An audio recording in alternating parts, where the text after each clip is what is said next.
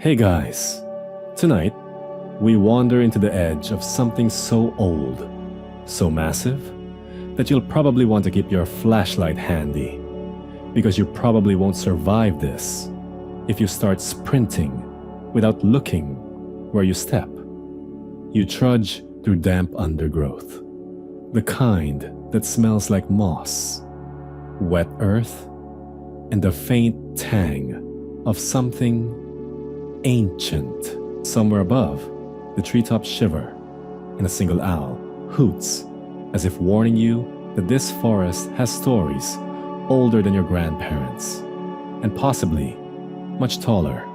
So, before you get comfortable, take a moment to like the video and subscribe, but only if you genuinely enjoy what I do here. And hey, leave your location and local time in the comments. Let's see who's creeping into the night with me. Now, dim the lights. Maybe turn on a fan for that soft background hum. And let's ease into tonight's journey together. You step lightly because every crunch underfoot feels like a betrayal in this near silence. Your eyes strain for movement, but all you get is a flicker of shadow between the ferns. Historians still argue whether these legends sprang from sightings of real creatures long vanished, or if they are purely cautionary tales. You can't shake the thought of enormous limbs, moving just beyond vision.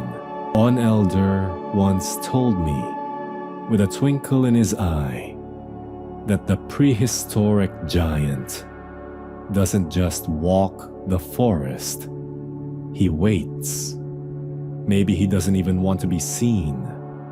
Maybe the forest itself is his cloak. The air tastes heavy here, damp and slightly metallic, like the first hint of rain mixing with old stone. You can almost hear the leaves whispering to each other, recounting nights when humans dared to wander too far.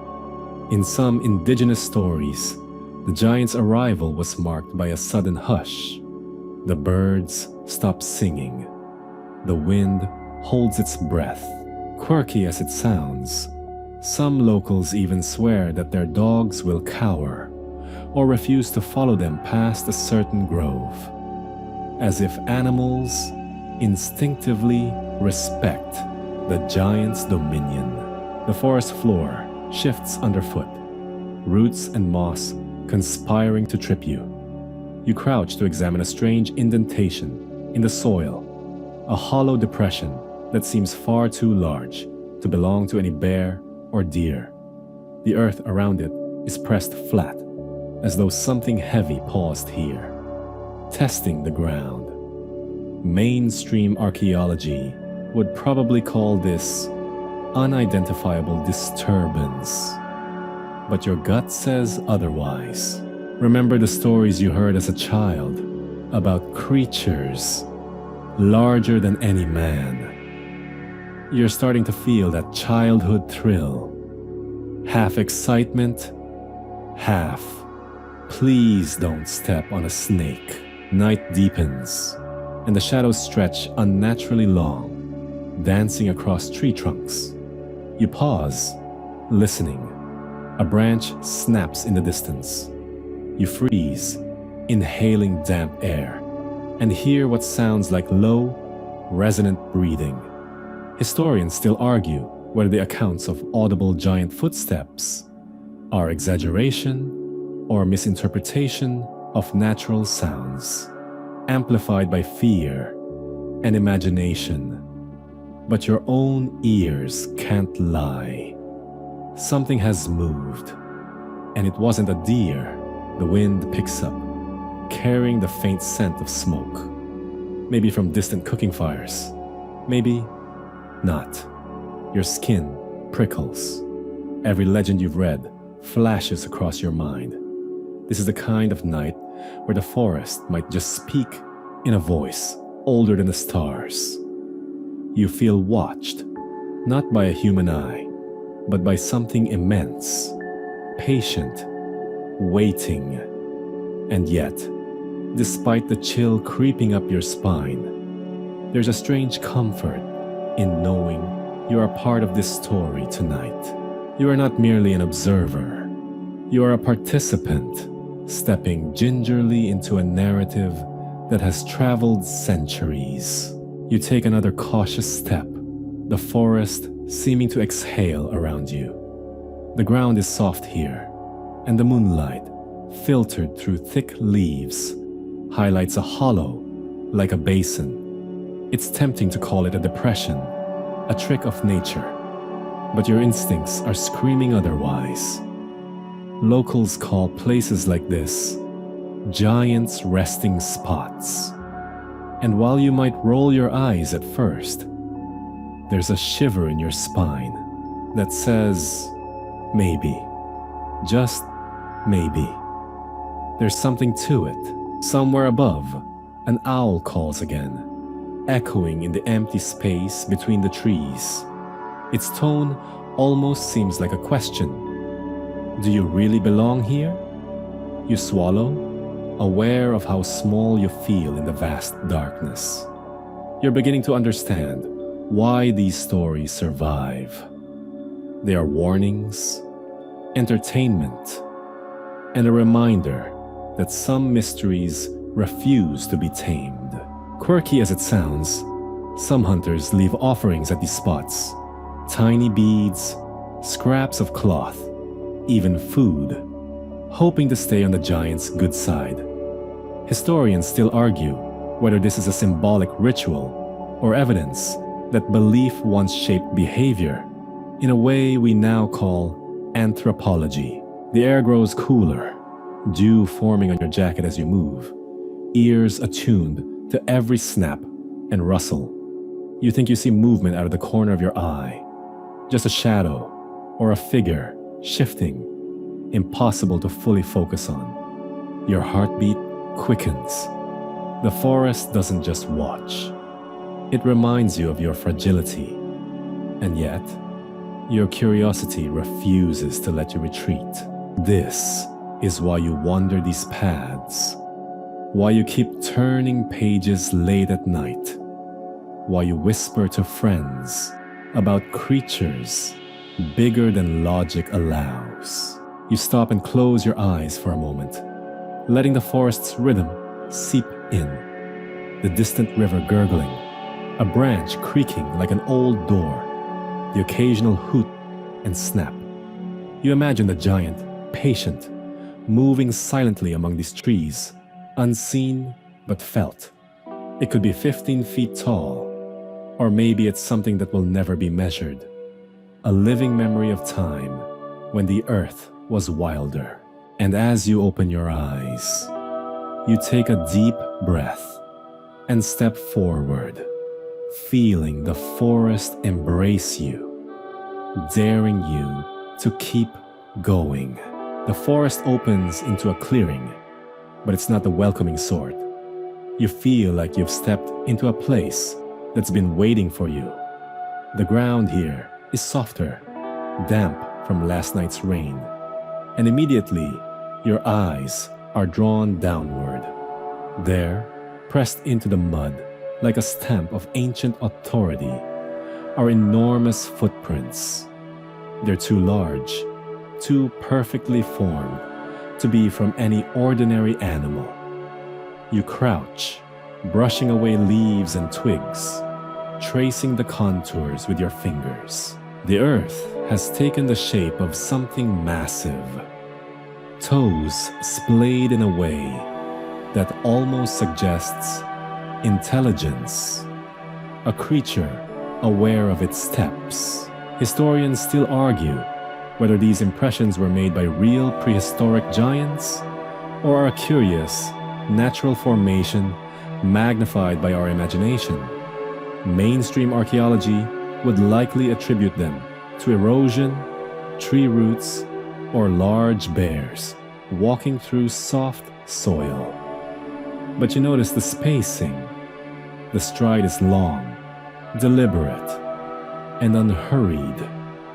Whoever or whatever made them wasn't just passing, it moved with purpose.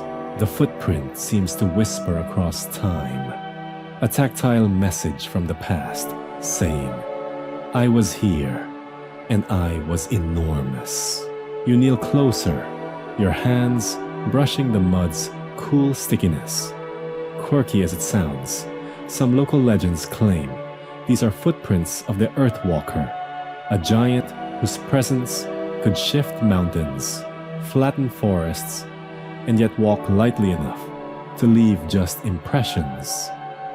Some elders even insist that stepping into a footprint will make you temporarily see through its eyes, though you suspect that's partly poetic storytelling and partly a warning to respect these sacred sites. Still, as you stand over the mud, the size of the print dwarfs your boots, and you feel a strange thrill of connection across centuries. The clearing seems silent, but the air vibrates with presence. Leaves rustle with a sound that almost resembles whispered speech. Or maybe it's just your imagination, amplified by anticipation. You crouch to measure the footprint, about twice the size of your own foot, and deep enough that if you stood in it, your knees might rise to waist height.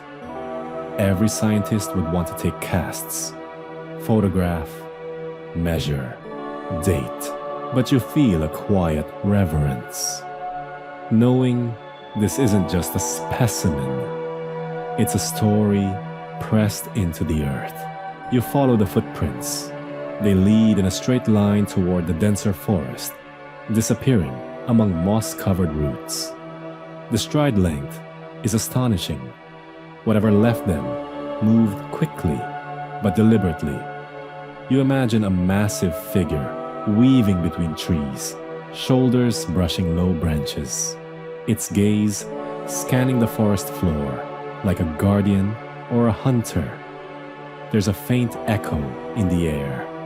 Your footsteps feel tiny, laughably insignificant against the scale these prints suggest. Quirky tradition says that some footprints are echoes of giants' moods, deepening when the creature was angry, shallow when it was curious. Of course, you're skeptical, but there's something about the depressions that feels intentional, like someone or something deliberately left a message. Maybe it's a warning. Tread carefully, human. You almost want to leave a pebble in the deepest toe groove, a tiny offering, and then laugh at yourself for believing in shadows. The mud beneath your fingers cools quickly, and a thin mist begins to settle over the clearing. The footprints blur slightly, as if the forest itself is reclaiming them. You glance up and notice the trees bending toward the path, branches leaning in like curious spectators. Historians still argue whether folklore like this originates from exaggerated encounters with large mammals, memory of extinct hominids, or purely symbolic storytelling. But standing here, you feel the line between legend and reality blur. As you continue tracing the line of prints, you spot something remarkable, a series of claw-like marks alongside the main footprints, too shallow to be accidental. Could it be talons, or nails, or simply roots pressing the mud? The ambiguity makes your heart thump in that delicious, fearful way that only a forest at twilight can evoke. You remember a tale from an old book where an explorer claimed he followed similar footprints for days, only to find the ground empty, yet somehow vibrating with the giant's unseen presence. You almost laugh at the absurdity. Then another step in the clearing makes you freeze. You realize these footprints aren't just impressions. They are guides. Each one points deeper into a story that the forest is telling. A tale older than you are, older than the village beyond the hills. You sense the weight of generations who have traced these marks with awe or fear. And suddenly you're part of that continuum. Every footfall, every cautious breath is connected to those who first dared to notice. As night continues to settle, shadows stretch across the clearing, and the footprints seem to grow longer in the dim light. Or maybe that's just your mind playing tricks. The forest feels alive, pulsating in subtle, almost imperceptible rhythms. You step out of the mud and wipe your hands, reluctant to disturb the impression too much. You can almost hear whispers. Follow, if you dare, but respect what you find. One last observation. The footprints curve slightly, as if the giant was veering toward water or a deeper part of the forest. A route that might cross rivers or cliffs, areas untouched by humans for centuries. The idea that a single creature could leave such a trail, a path woven through geography, memory, and myth, is both thrilling and terrifying. You step back, glance once more, and make a mental note to keep following, cautiously, reverently. You follow the trail until the trees thin, revealing smoke curling lazily above a small village, tucked against the hillside. The villagers notice you before you notice them, eyes squinting, cautious smiles, hands busy with evening chores. One elder, bent but bright-eyed, beckons you closer. You approach slowly, aware that this isn't just casual hospitality. You're stepping into a living archive of memory, a repository of stories that stretch back centuries. Historians still argue whether such oral traditions preserve literal truth or evolve into cautionary myth. But standing here, you realize these tales carry a power that books and bones can't replicate. The elder gestures for you to sit on a weathered log beside the fire pit, where embers glow with an orange warmth that feels almost protective against the darkening sky. He begins with a low, resonant voice that somehow blends with the crackling wood. Long ago, before the rivers found their courses, before our ancestors carved homes into the hills, the giant walked these lands. Not always cruel, not always kind, just present. You lean in, feeling the weight of centuries pressing into every word. The smoke curls in hypnotic patterns, and you almost imagine the giant's silhouette moving through it, unseen but sensed. You notice details. The elder doesn't speak aloud. Carvings on the beams of his hut, small stones etched with handprints too large for ordinary humans, and even the way the village paths seem to curve respectfully around certain trees. Quirky as it sounds, some families leave tiny offerings of berries or carved figurines near these trees, claiming the giant watches over the forest and ensures hunting success. Mainstream anthropologists would call this animistic practice. Your gut insists there's a thread of something far older here, a blend of reverence, fear, and storytelling that connects humans to something vast, unmeasured, and enduring. The elder's tale flows like the river itself, winding through moments of awe, terror, and subtle humor. Once, he says, a young hunter saw the giant in the valley. Not the whole figure, mind you, just a hand resting against a rock like it belonged to the sky. The hunter ran home, pale as the moon, and swore he heard laughter that night, echoing through the hills. You chuckle softly, partly in disbelief, partly because the image is so vivid. A sky-touching hand, laughing at a startled human. Historians still argue whether these specific encounters describe real sightings or are allegorical warnings about humility, respect, and survival.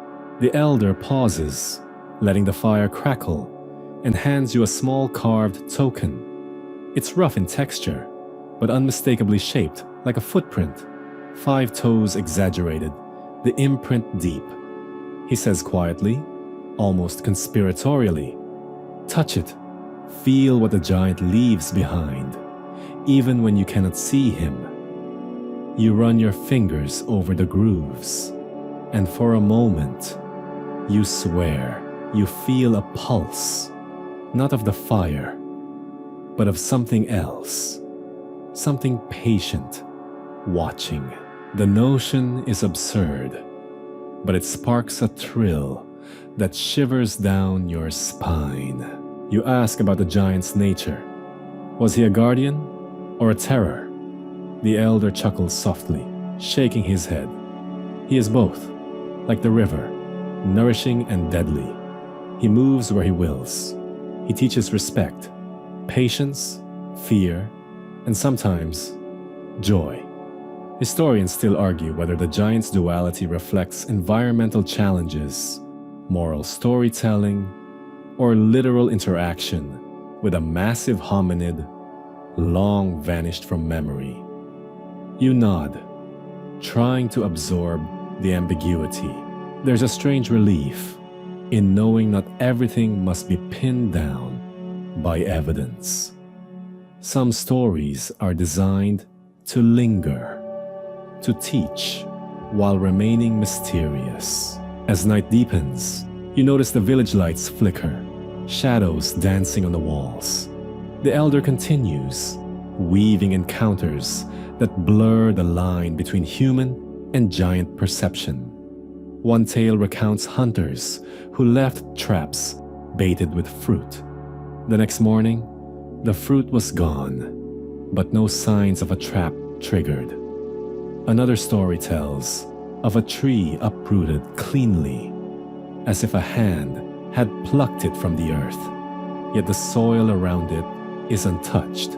Quirky, local scholars suggest the giant moved silently, with careful thought, while outsiders might dismiss these as coincidences or exaggerations. The wind picks up, rustling the thatched roofs and carrying the faint smell of wet earth. The elder leans back, gazing at the stars. Some nights, he says, you can hear him, or at least what we call him, a low rumble in the hills, like the heartbeat of the world. Not all hear it, and not all understand, but those who do, they remember humility. You realize that the giant's presence is as much a moral and cultural compass as it is a physical being. Historians still argue whether these sounds were echoes of natural phenomena, large animals, or the enduring memory of something once real. He finishes with a soft smile, adding a final note. You will walk the trails, follow the footprints, see shadows, and maybe feel eyes on you. Remember, the giant prefers patience over confrontation. Curiosity is welcome, arrogance, less so. You nod, tucking the carved footprint into your pocket, feeling both unnerved and privileged. In that moment, you understand why these tales survive. They are not merely stories, They are living experiences, handed down like embers, to be carried carefully, not snuffed out. The fire crackles once more, sending sparks toward the star-filled sky, tiny reminders of light against darkness. You stand, bow slightly in respect, and feel the elders' eyes follow you as you head back into the forest. Every shadow now seems layered, every sound richer. The forest is not empty. It remembers, waits, and perhaps laughs quietly at your boldness. You step back into the forest, and immediately the world seems different. Fog creeps low over the mossy floor, curling around roots like silent, pale fingers. Each step you take feels heavier, slower, as if the mist itself is aware of you.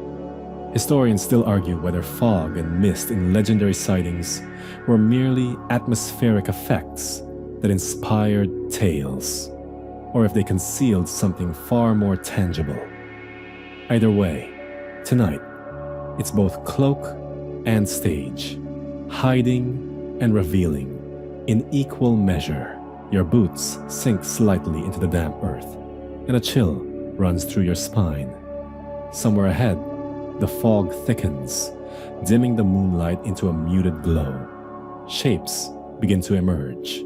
Tree trunks stretched like skeletal arms, fallen logs twisted into strange formations. And then, out of the corner of your eye, you notice movement. A shadow slides between two oaks, impossibly large and silent, vanishing before you can focus on it. You freeze, heart hammering. It's the kind of thing you half expect after hours of following stories. Half hope is just a trick of light and mist. Quirky as it sounds, some locals insist that the giant moves like a shadow, unseen yet perceived, never fully captured by human eyes. The air grows colder, carrying the faint scent of wet stone and distant pine.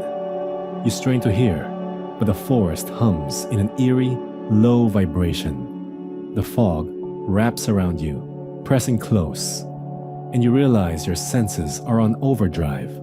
Every rustle of leaves, every drip of moisture from a branch becomes a potential signal. You remember the elders' warning about patience and humility. This isn't about chasing the giant. It's about learning the rhythm of its domain. A low groaning sound echoes through the mist. You spin, seeing nothing, yet sensing presence. Mainstream science would chalk this up to wind, distant animals, or shifting branches. Yet your instincts scream otherwise. The shadow moves again, larger this time, gliding just beyond visibility, stretching across the fog like ink spilled over parchment. You suppress a laugh at the absurdity of your own fear. It's just like those stories of explorers seeing mountains move, only to realize it was a cloud. And yet, there's something in the scale, the subtle weight of air displaced that feels deliberate. You press forward cautiously. Each step leaves a footprint in the soft mud, a human signature against the vastness of the unseen. Then, through the fog, a brief outline appears. A hulking figure, half-shrouded, limbs impossibly long, its form dissolving before you can fully register it. Your pulse races. Could this be a trick of shadows, a natural illusion, or a glimpse of the giant itself? Historians still argue whether such fleeting visions were early human exaggerations or real encounters recorded in memory, myth, and folklore. A sudden gust rustles the trees, and the shadow disappears. The silence that follows is deafening, broken only by the occasional drip of condensation from leaves. You take a steadying breath and notice the fog thickening even more, rolling like a living thing over the ground. Quirky as it may sound, some hunters believe the fog is the giant's breath, a mark of its passage, or even a form of camouflage evolved over millennia of hiding in plain sight. You shake your head with a half smile, remembering the absurdity of trying to measure myth with logic.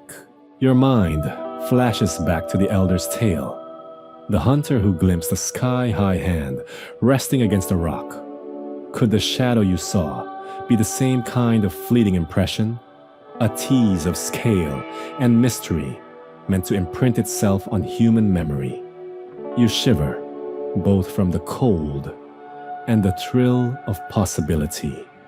The forest feels alive around you, responding to your presence, bending light and fog into shapes that might or might not be the giant. Suddenly, you hear something else, a soft, deliberate crunch beneath layers of wet moss. You halt instantly, ears straining. Could it be a fallen branch, a deer, or something larger, moving with slow, methodical intent? The fog seems to thicken in response, wrapping around unseen forms like a velvet curtain.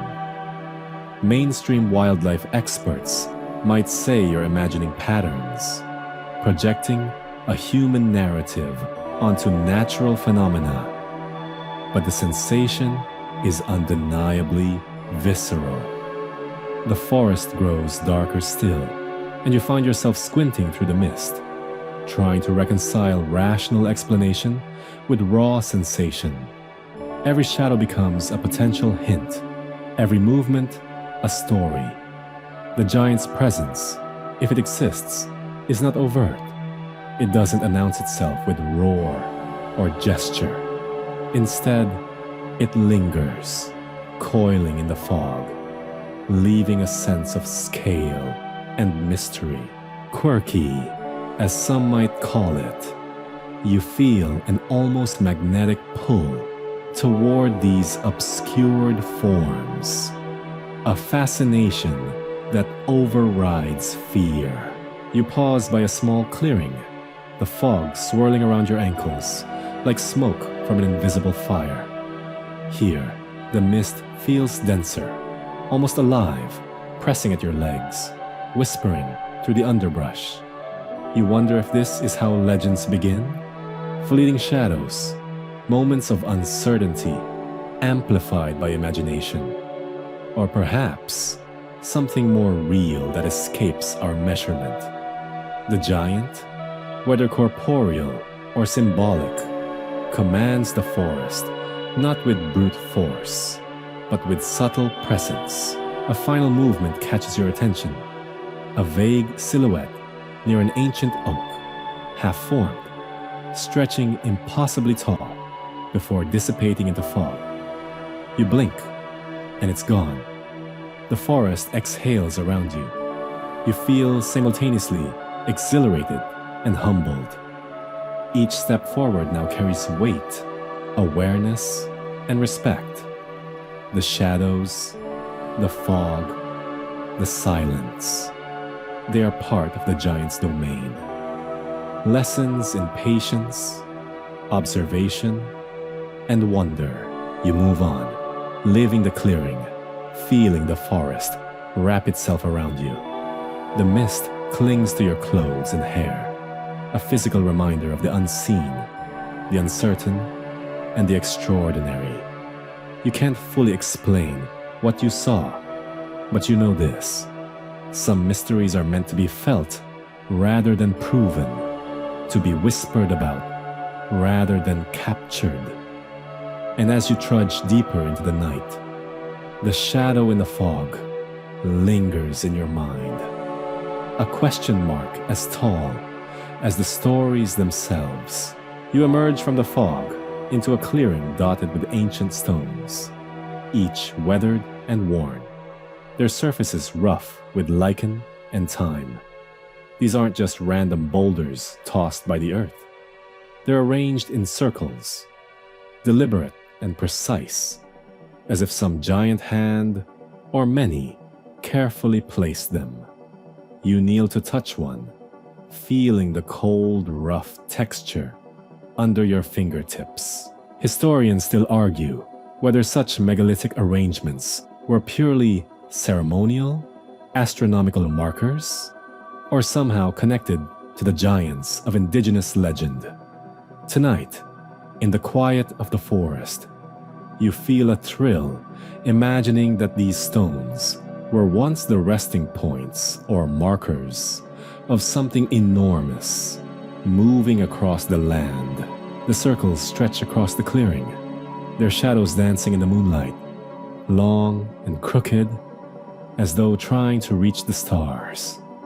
You step gingerly, careful not to disturb the earth.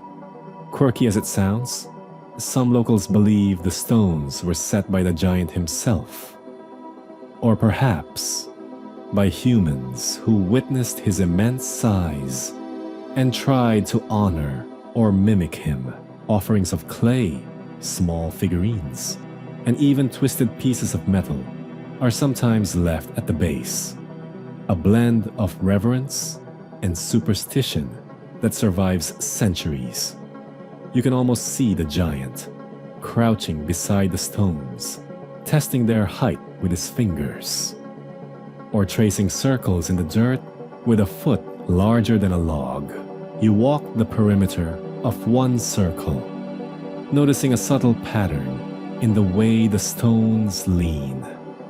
Mainstream archaeologists would likely chalk this up to soil movement, erosion, or human ritual practices. But your imagination runs wild with possibility.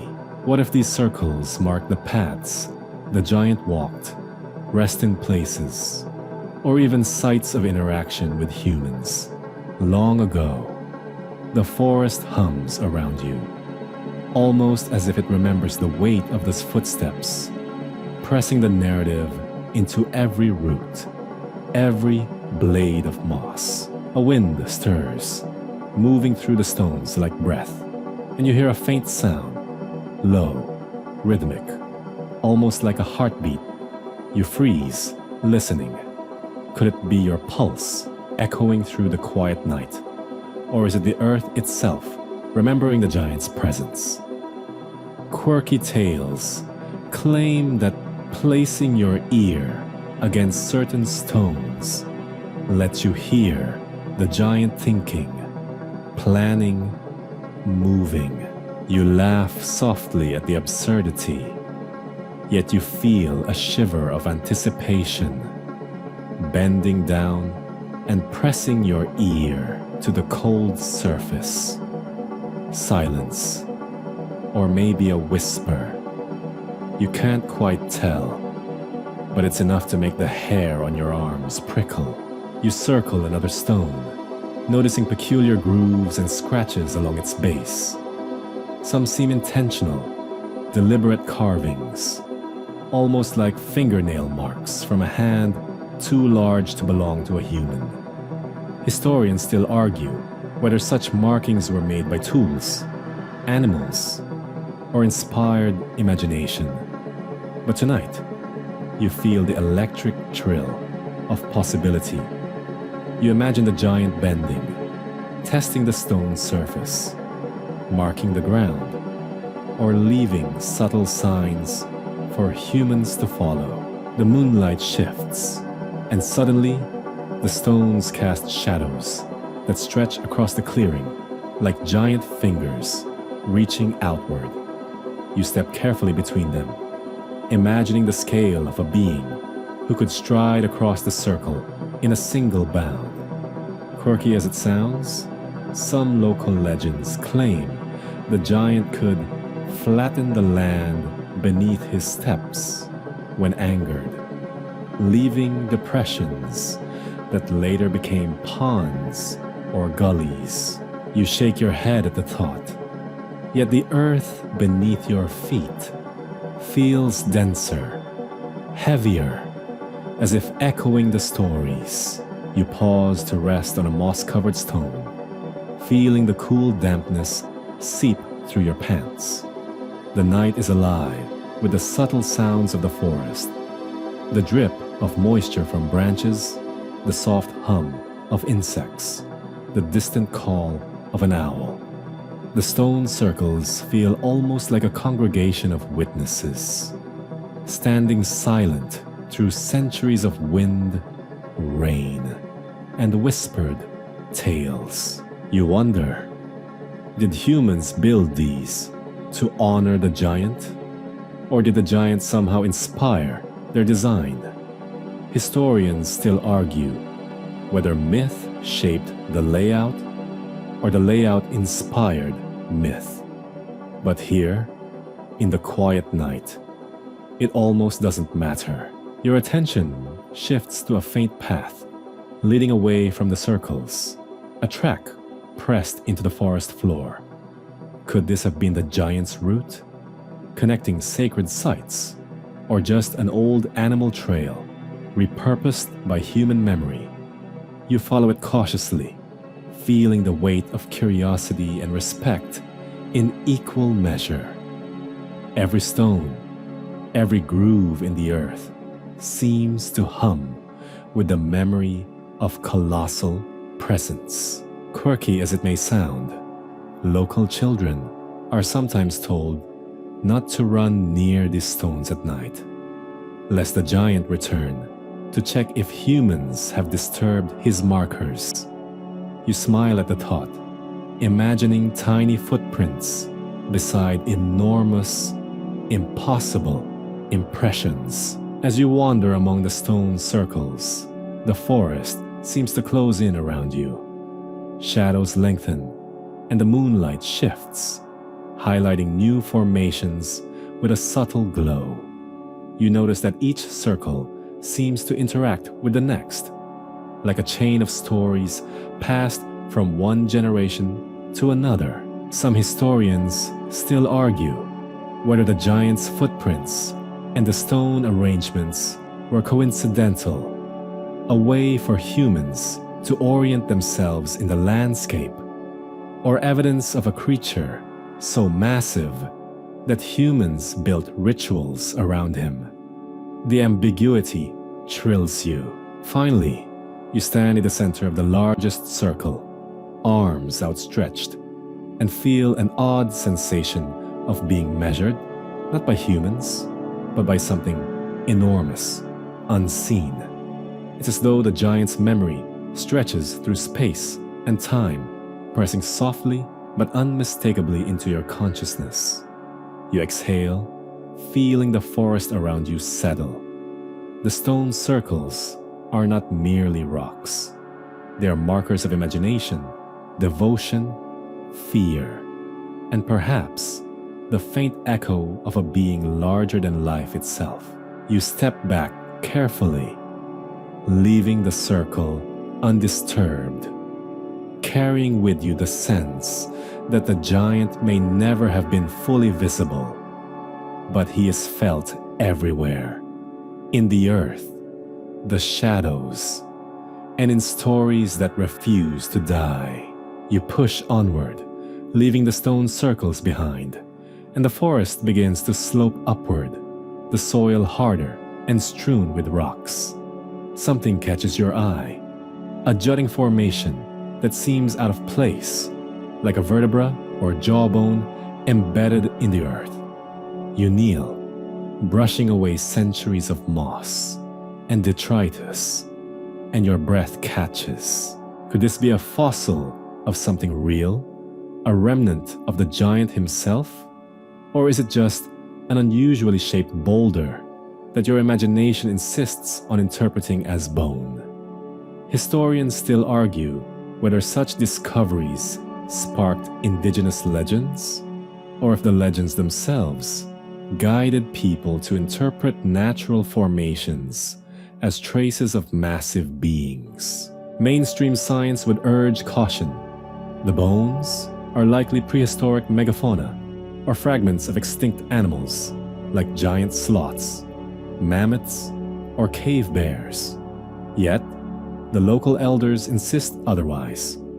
Quirky as it sounds, some claim the fossils are deliberately placed by the giant to mark boundaries or warn humans, a kind of prehistoric "do not trespass" sign. You laugh quietly at the idea, though a shiver runs up your spine as you imagine some unseen intelligence moving in the earth, shaping memory into matter.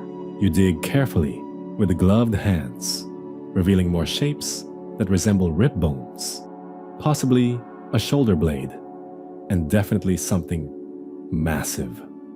The soil smells rich and loamy, and tiny insects flit across the surfaces, seemingly indifferent to the grand scale of what lies beneath. You wonder, did humans once stumble upon these bones thousands of years ago and weave stories to explain them? Or were these fossils simply corroborating evidence for the giants that already haunted oral histories? Historians still argue whether myths arose from misidentified bones, exaggerated encounters, or a combination of both. The forest grows quieter, the wind softening, as if to let the earth speak. You notice scratches on nearby rocks, strange grooves too large for ordinary humans, but not deep enough to be modern machinery. Could these have been marks left during the giants' activities? Or are they entirely coincidental? The debate is endless, yet the tactile sensation of brushing your fingers along these grooves feels like a conversation across time. You imagine the giant moving carefully, placing hands or claws in just such a way, leaving subtle messages for anyone perceptive enough to notice. You pause and turn one of the larger bone-like stones in your hand.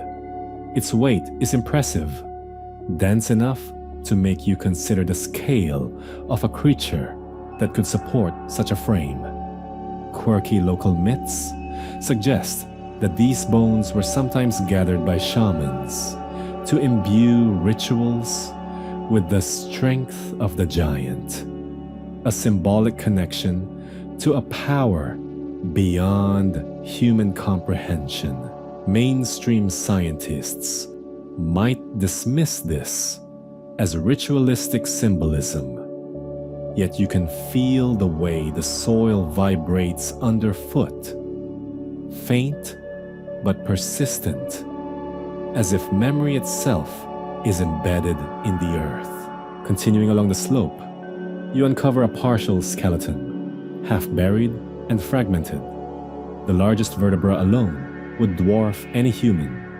Your imagination runs wild. Vertebrae like stones, limbs like tree trunks, a skull rising like a boulder in the moss. Quirky as it may seem, some elders claim that the giant's remains were not always corporeal. Parts of him linger in the landscape itself, his bones turning into hills, valleys, and stones to remind humans of his presence. Historians still argue whether such beliefs were metaphors for natural topography or literal attempts to explain fossilized remains in pre-scientific cultures. You notice patterns in the soil, impressions that might be tracks, or simply depressions caused by shifting earth. The larger bones are aligned in a way that almost suggests movement, an animal frozen mid-stride, or perhaps a being aware of the watchers who would arrive millennia later. You crouch low, trying to imagine what kind of creature could leave such remains behind. Moving through forests and rivers with the elegance and patience described in legends. As twilight begins to fall, the forest takes on a deeper, more mysterious tone. The bones, partially revealed, glint faintly in the last light, sending small sparks of curiosity across your senses. You realize that these fossils, whether megafauna or mythically interpreted remains, act as anchors for stories. They give weight, literally and figuratively, to the notion of a prehistoric giant whose presence can be felt but not fully measured. You trace a fingertip along a rib, imagining sinew and muscle long gone, picturing a creature moving silently among trees. Quirky tales insist that sometimes the giant spirit lingers in these remains, guiding or warning humans who dare approach. Historians still argue whether these interpretations are symbolic storytelling or early attempts at paleontological reasoning. But standing here, brushing soil and moss from immense shapes, you feel a strange intimacy with the legend, tangible, yet impossible to fully explain. As night fully settles, you step back and survey the slope.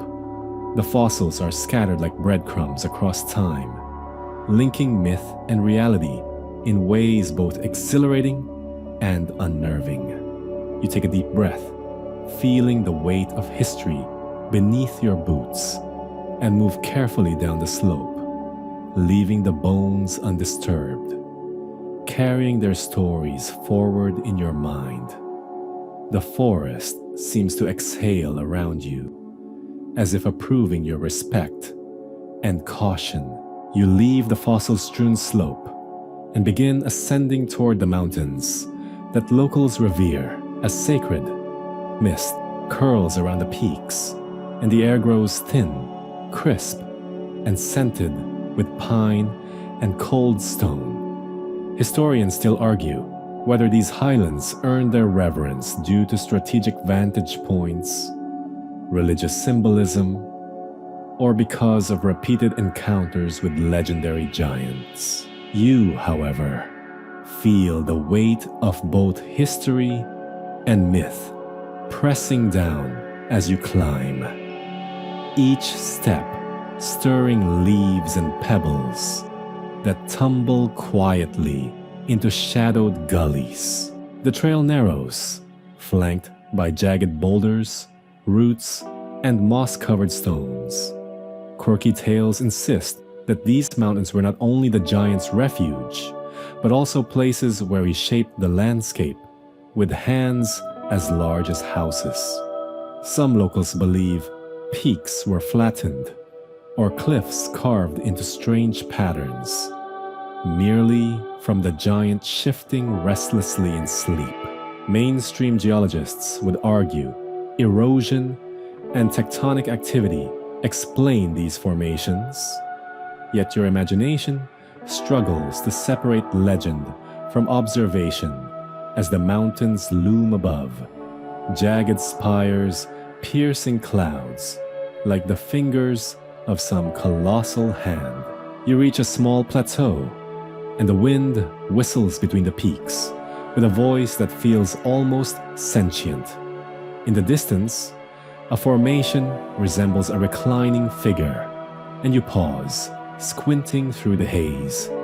Could this be pareidolia, your brain seeing patterns where none exist, or a lingering memory of a giant pressed into rock? Locals leave small offerings, bundles of herbs, polished stones, carved figures on these formations, hoping to honor or appease the giant.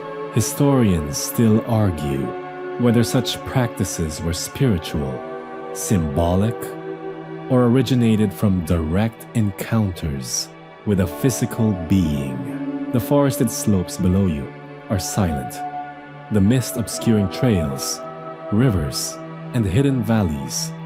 You imagine the giant navigating these peaks with enormous, careful strides, aware of every crevice, every stone.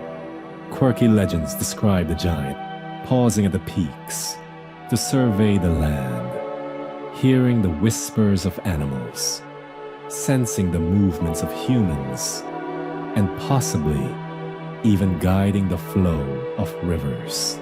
You shiver at the thought, both thrilled and unnerved by the possibility of intelligence behind the scale. You follow a narrow ridge, the path winding dangerously close to sheer cliffs. Below, clouds drift like waves across valleys, turning the forest into a silvery sea. The elder's words echo in your mind. The giant is patient, unseen, and yet always present. You notice subtle depressions in the rock, faint indentations that could be weathered steps, or ancient tracks left by enormous feet. Mainstream researchers might dismiss these as natural wear, but your mind resists simple explanations. The scale is just right to make you pause, imagining a giant moving deliberately across the mountain. Each footfall measured, each movement conscious. At a hidden alcove, you find scratch marks etched into the stone, too large for human hands, yet too shallow to suggest modern tools. Quirky as it sounds, some believe these were tests of strength, marks left by the giant to measure his own capabilities against the mountain itself. Historians still argue whether such marks are natural, symbolic, or evidence of human attempts to imitate a being whose presence inspired awe. You press your palm against one groove, feeling the cold stone, imagining sinew and muscle that could leave such a mark. The wind intensifies, and clouds swirl around the peaks, turning day into a dim twilight, even though the sun is still above. You pause to catch your breath, heart hammering from both exertion and the thrill of possibility. Every echo of movement in the rocks, every shift of mist across the ridge, feels like a message. Observe, respect, and tread carefully. You remember quirky stories of travelers, seeing shadows too large to belong to any man. Fleeting glimpses of something enormous, almost spectral. The mountains themselves seem to hum with memory, as if the giant shaped more than stone. He shaped reverence, awe, and imagination. A sudden gust carries a low, resonant sound across the peaks. It could be wind through the rocks, or a roar, the voice of a being too large to fully comprehend. You stop, listening intently, goosebumps rising. Historians still argue whether such accounts of auditory encounters are exaggeration, natural acoustic phenomena, or memory of an actual creature. Quirky as it sounds, some villagers claim they can distinguish between the wind's voice and the giant's. The wind is fleeting. The giant's presence lingers, persistent and patient. You continue climbing, aware that the summit may hide more than just a breathtaking view. The peaks are silent, yet alive, filled with history, myth, and possibly the faint traces of something massive that walked here long before humans mapped the land. You feel the energy of generations who revered these mountains, leaving offerings, carving symbols, and sharing stories of encounters with beings larger than life. Each step you take carries you deeper into a narrative that is both physical and spiritual. The mountains themselves acting as conduits between human memory and legend. Finally, reaching a sheltered plateau with a panoramic view of the surrounding peaks and valleys. You take a moment to breathe. The forests below look like miniature models. Rivers glint like threads of silver, and shadows stretch across the landscape. You close your eyes for a moment, imagining the giant standing here centuries ago, looking out over the world, patient, observant, perhaps amused by the small humans scuttling below. Quirky as it may sound, you feel the mountains themselves watching, echoing the giant's presence, reminding you that some stories are larger than life, not just in size, but in the impression they leave across generations.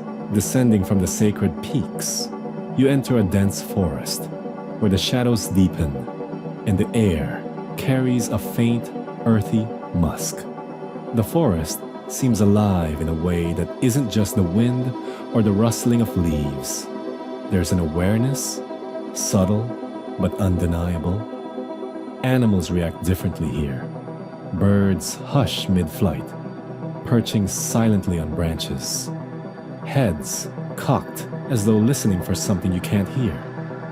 Deer freeze, ears twitching, hooves tense against the mossy ground. Historians still argue whether these reactions were natural responses to predators, or if generations of observation created a collective memory of a presence so enormous it subtly influenced wildlife behavior. You move quietly, trying to blend with the underbrush, but even your careful steps feel loud against the soft earth. A small herd of goats pauses, their eyes wide, staring at a thicket where nothing seems visible. Then a low rumble shakes the ground ever so slightly, subtle, but enough to make your chest tighten. Quirky folklore holds that the giant communicates with animals, sending signals that humans cannot perceive. Warnings, guidance, or just playful observation. Mainstream zoologists would say the animals are reacting to wind, distant predators, or the echoes of their own instincts. Yet standing here, watching the subtle choreography of forest life, you can't help but wonder. A raven lands on a nearby branch, cocking its head, its glossy feathers catching the filtered sunlight. It seems almost expectant. You remember an elder's tale of a raven that followed a giant, acting as its eyes and messenger across the forest. The bird's movements are deliberate, measured, and when it takes flight, it arcs over the trees in a path that seems uncanny in its precision. Historians still argue whether such stories were symbolic, designed to teach humans about vigilance and respect, or if they hint at actual interactions with something extraordinary. You notice the undergrowth quiver, not from wind, but from the movement of something large, brushing against ferns and low-hanging branches. A boar charges past, snorting and eyes wild, disappearing into the shadows, leaving only the sound of snapping twigs behind. You pause, realizing the forest animals aren't just reacting, they're anticipating, guiding, and avoiding something beyond ordinary comprehension. Quirky tales describe the giant as a silent shepherd, capable of influencing the behavior of creatures around him, bending them into subtle patterns of warning or protection. As you tread lightly, the ground underfoot occasionally trembles in faint pulses. enough to disturb leaf litter and make squirrels scatter. Mainstream science would attribute this to seismic activity or the movement of heavier wildlife, but the timing, scale, and intensity feel different.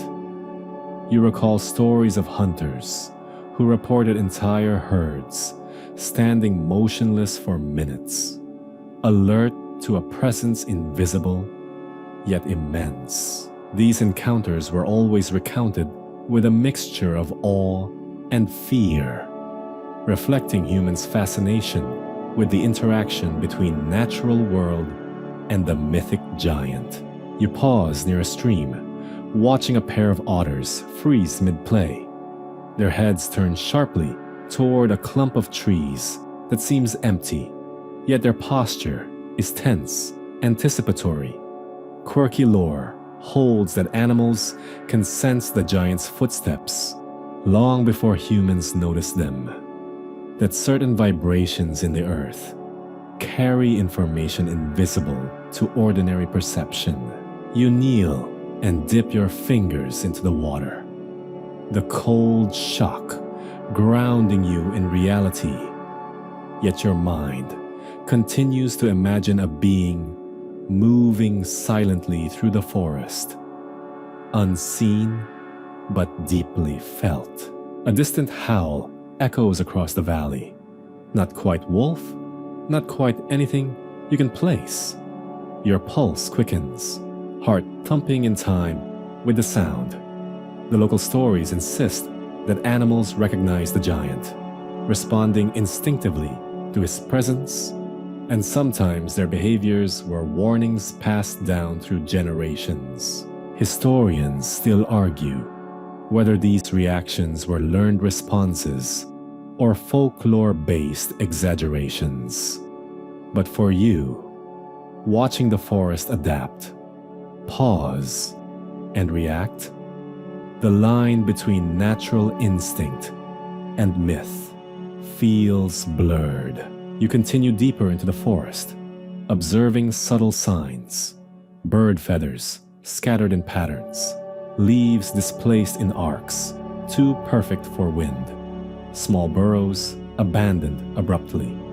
Mainstream ecologists might call this coincidence or predator-prey dynamics, but your imagination, fueled by the elders' tales, senses intention. Quirky interpretations suggest that some animals even follow the giant's movements, aligning themselves to avoid danger or to share in some protective rhythm unknown to humans. As night slowly falls, the forest's creatures settle into uneasy silence, yet the undercurrent of life remains vibrant, almost aware. You notice that even your own movements feel amplified, each footstep echoing in a space charged with unseen energy. The giant's influence, whether literal, metaphorical, or remembered in instinctual patterns, seems palpable. You realize that observing the animal reactions isn't just about evidence. It's about understanding a world where humans are observers, sometimes privileged, sometimes ignorant, in a domain ruled by giants and the creatures that acknowledge them. Finally, you pause to take a deep breath, listening. The wind stirs leaves. A branch cracks in the distance. But the forest, alive with subtle life, seems to bend around a presence you cannot see. Quirky as it may sound, you sense the animals themselves carry stories of this immense being, encoded in instinct and memory, weaving the giant into the very rhythm of the wilderness. Historians still argue whether animal behavior ever truly confirmed the presence of prehistoric giants. Yet standing here, you feel an undeniable dialogue between myth, memory, and living nature. You follow a winding path that leads to a wide, slow-moving river. Its surface glimmers like liquid silver in the moonlight, ripples breaking gently against rocks and sandbars. You pause at the bank, sensing that crossing here is more than a physical task. It's symbolic, a passage into deeper layers of both landscape and legend. Historians still argue whether ancient rivers shaped mythic stories of giants through natural hazards, or if the giant itself inspired tales of waterways as thresholds between worlds. Quirky stories insist the river is alive with the giant's memory.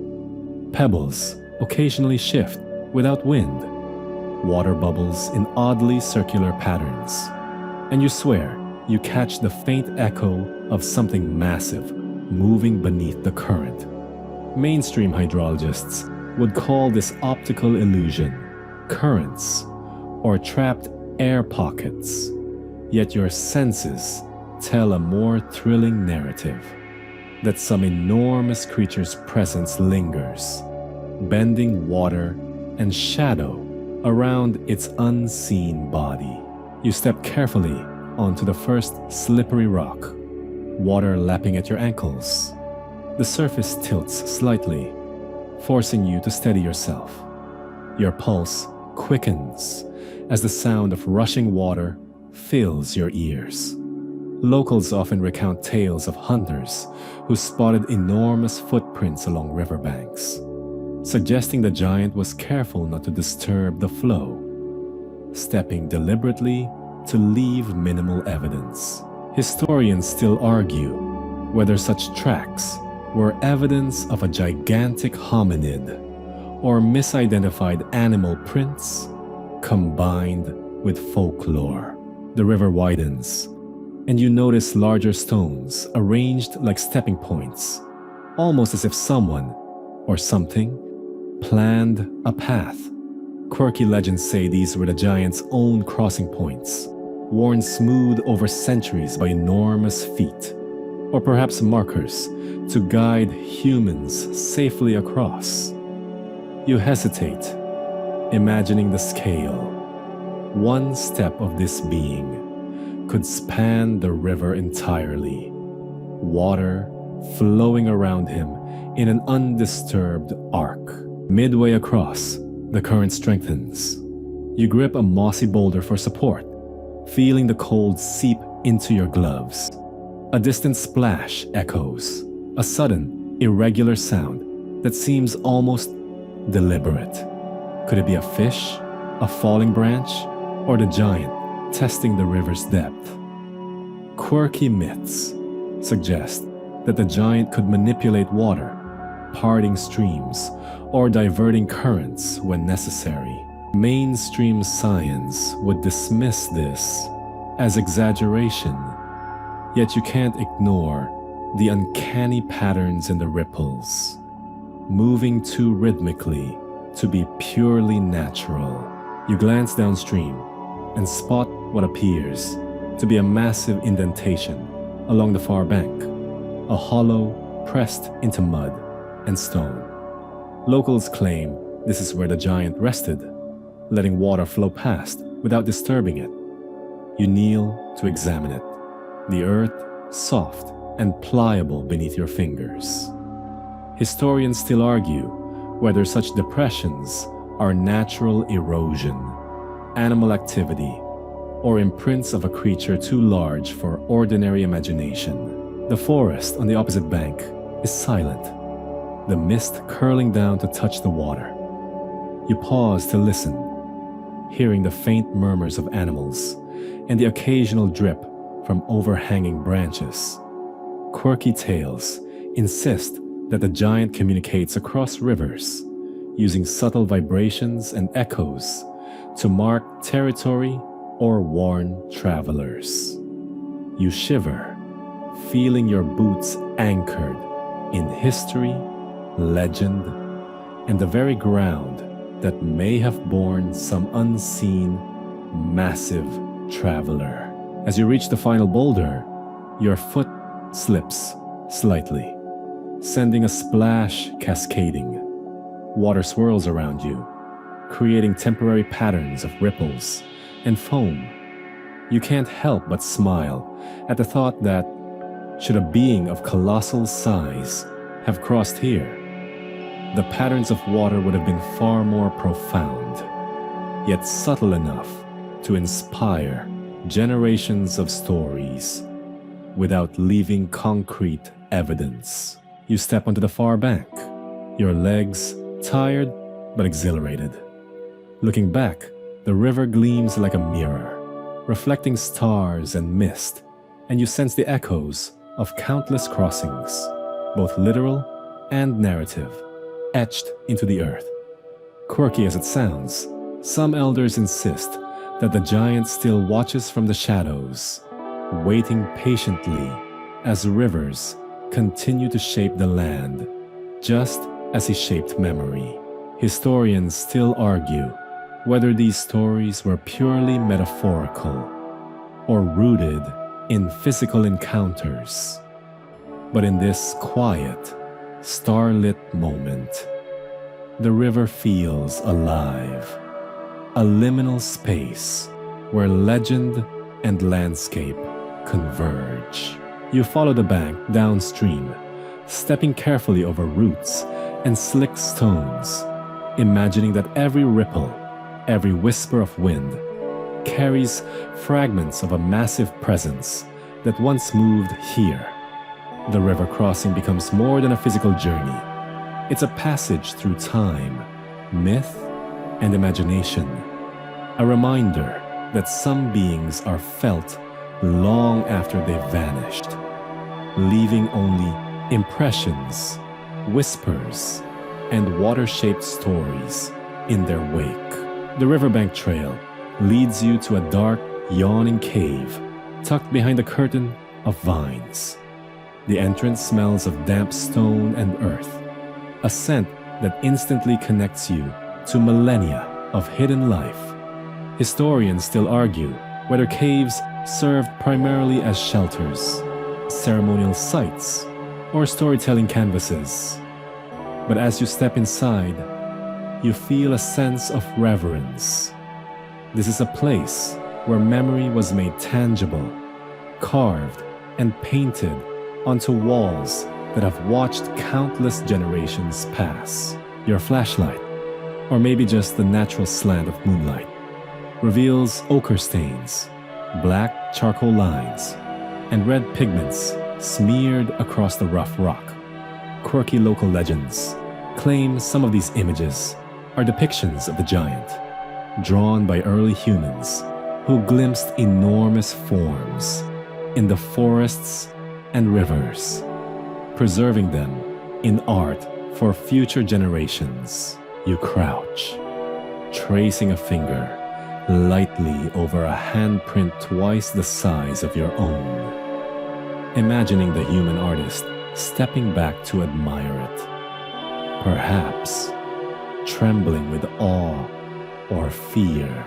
The cave walls are crowded with figures, small humans with spears, deer and bison mid-leap, and elongated shapes that seem almost too large to be animals. One shadow stretches across a jagged curve of stone. Could it be the giant, observing or participating in these hunts from the edges of human perception?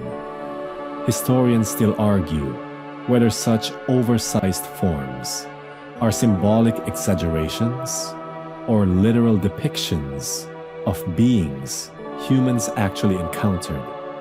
The ambiguity is part of the thrill. You notice lines etched into stone, spirals, and loops that might represent rivers or wind currents. Quirky folklore suggests these markings are pathways used by the giant, secret trails humans were warned to respect, or perhaps maps drawn from visions inspired by encounters. As your fingers brush lightly over the grooves, the rough texture sends a shiver up your arm, a tactile reminder that these marks are both art and story, frozen in mineral and pigment. A handprint stares back at you, red ochre pressed deep into rock. Its size is shocking, far larger than any ordinary human.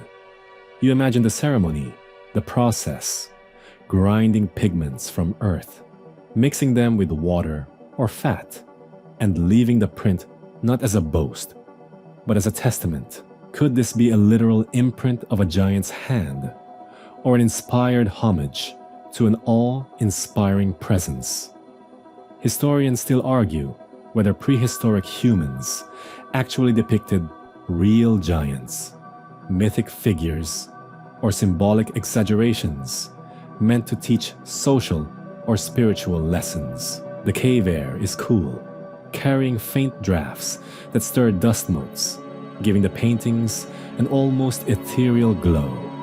You move slowly along the walls, observing patterns in animal movement, spear placement, and human posture. Quirky theories hold that some of these figures were drawn in a state of altered consciousness, trances induced by smoke, drumming, or ritual intended to communicate with the giant, honor it, or even attempt to summon it.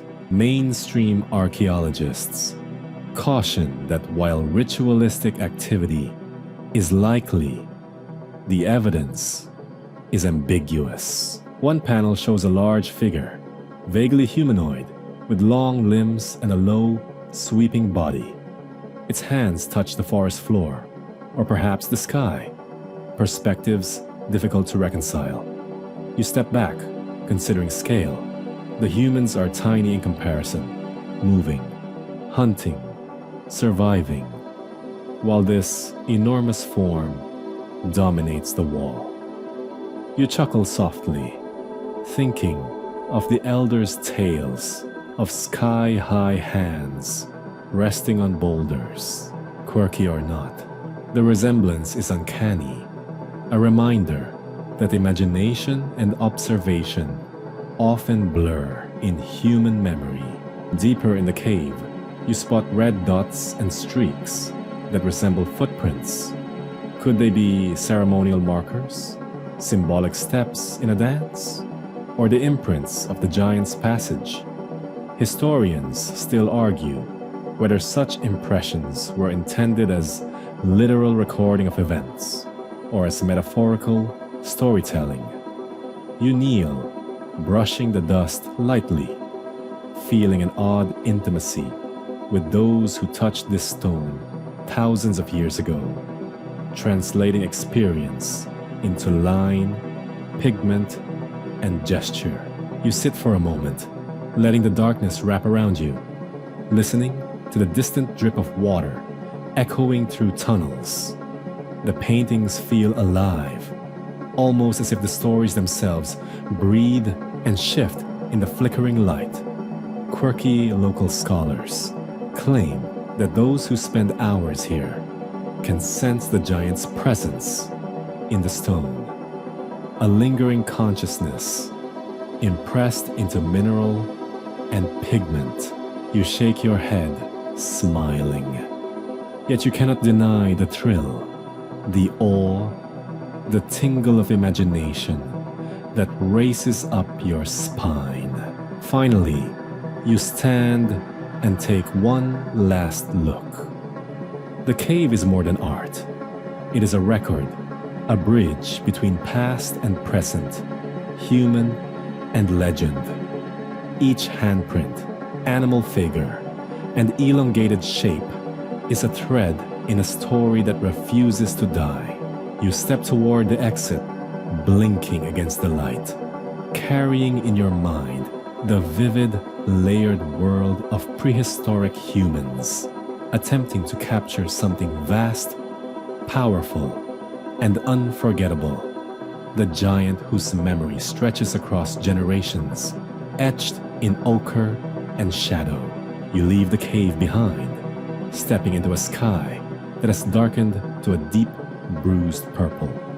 Clouds churn above the mountains, heavy with impending rain, and the air is thick with ozone. The wind whips around you, tugging at clothes and hair, carrying a scent of damp earth and electricity.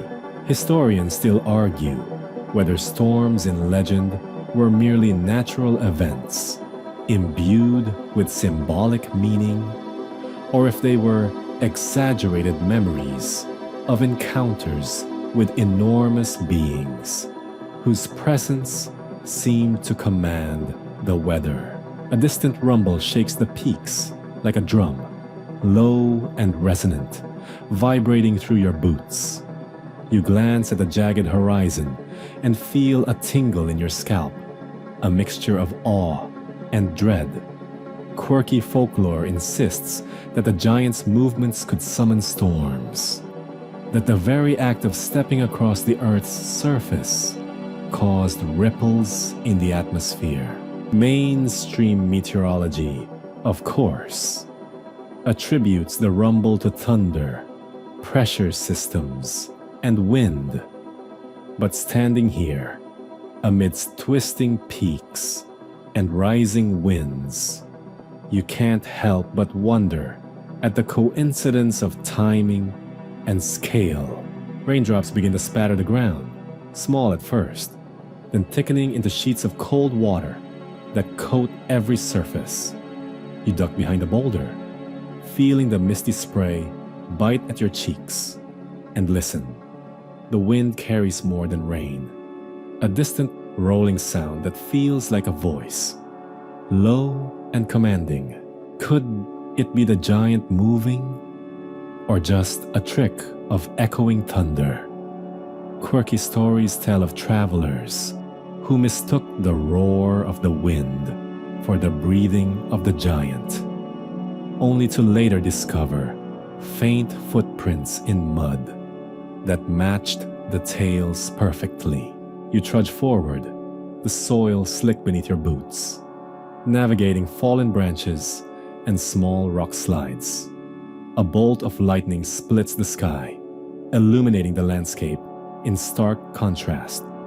Jagged cliffs, storm-tossed trees, and a shadow that seems larger than the natural forms around it. You gasp, heart racing. Was that a tree, or the fleeting outline of something enormous?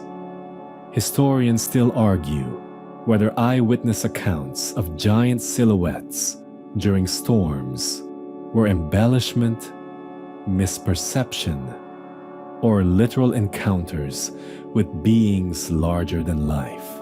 The wind roars louder, and water runs in rivulets across the forest floor, carving tiny channels in the mud.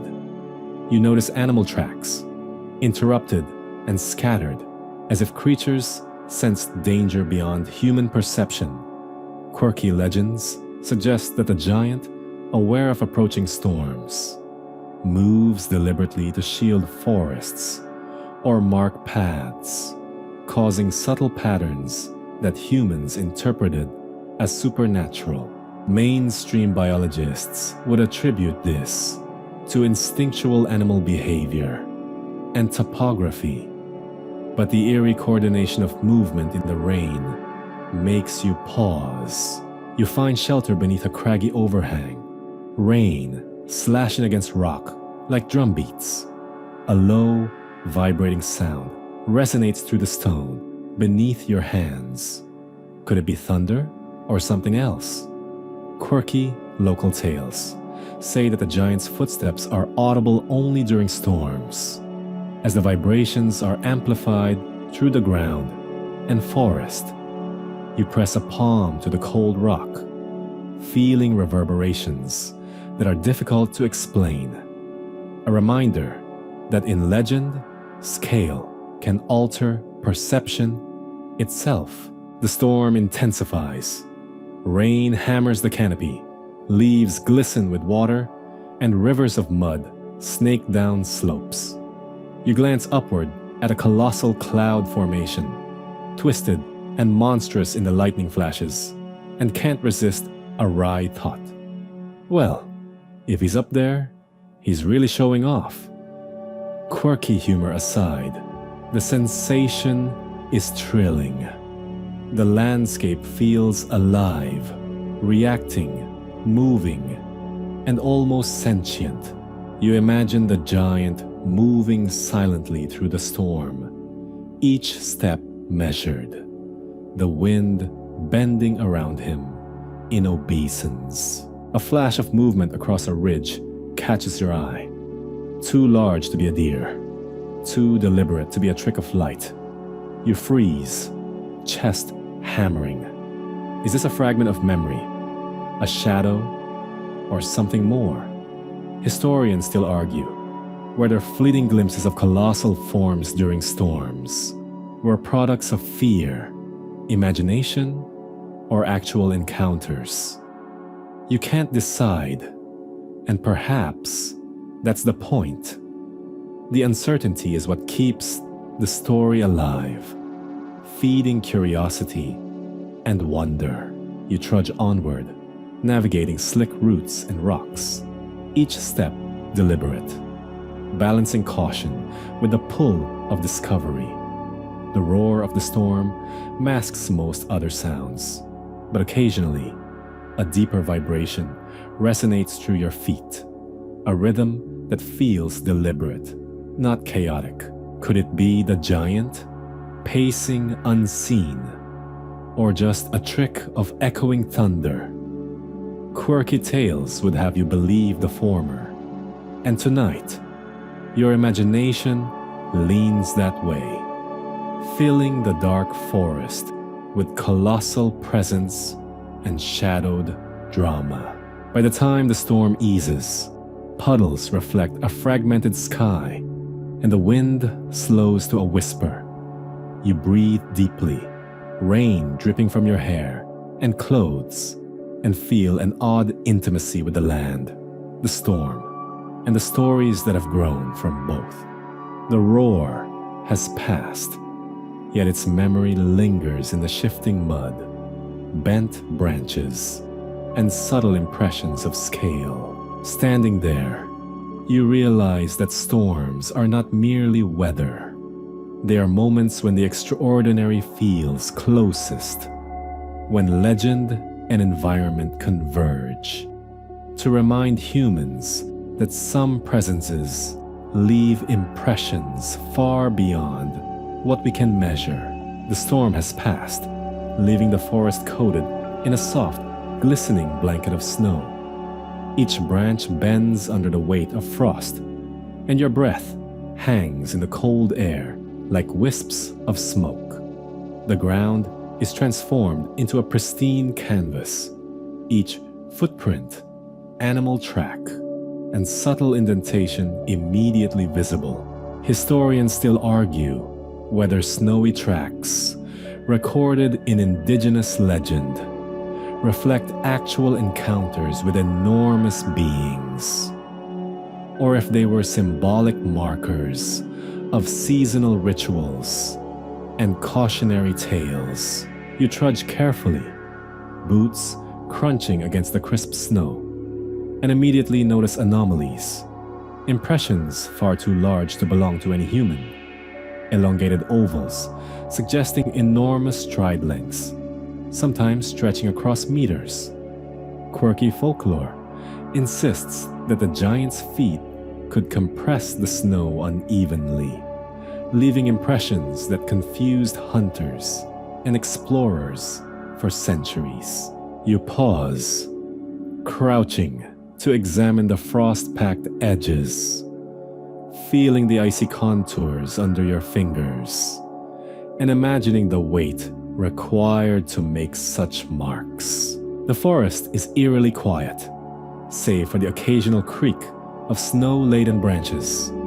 You follow one particularly long track, which twists and turns as though the giant paused to observe the landscape, or perhaps to interact with the animals and humans around him.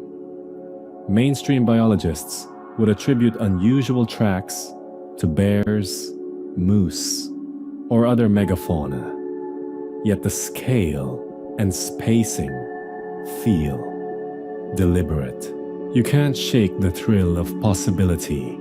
The tension between skepticism and imagination humming in the cold air. You stumble upon a cluster of prints converging near a frozen stream. The snow here is trampled and compacted, almost like a resting place. Quirky tales claim that the giant paused to drink or warm himself by sliding massive limbs along rocks, leaving marks that mimic natural formations, yet hint at conscious behavior. Historians still argue whether these traces are merely coincidental, misinterpreted evidence, or true relics of a prehistoric giant's presence. You kneel, brushing a hand along a depression, imagining it echoing the scale of an enormous leg, sinew, and weight pressing into the earth. Moving onward, you notice the tracks branching into multiple directions. One set seems to lead toward a stand of evergreens, the other toward a ridge overlooking the valley. Quirky lore suggests that the giant could traverse vast distances in a single stride, choosing paths that followed instinct, terrain, or perhaps even the patterns of animals he observed. Mainstream archaeologists would likely argue erosion, snowmelt, or overlapping animal trails caused the apparent complexity. Yet, your imagination can't resist mapping possibilities.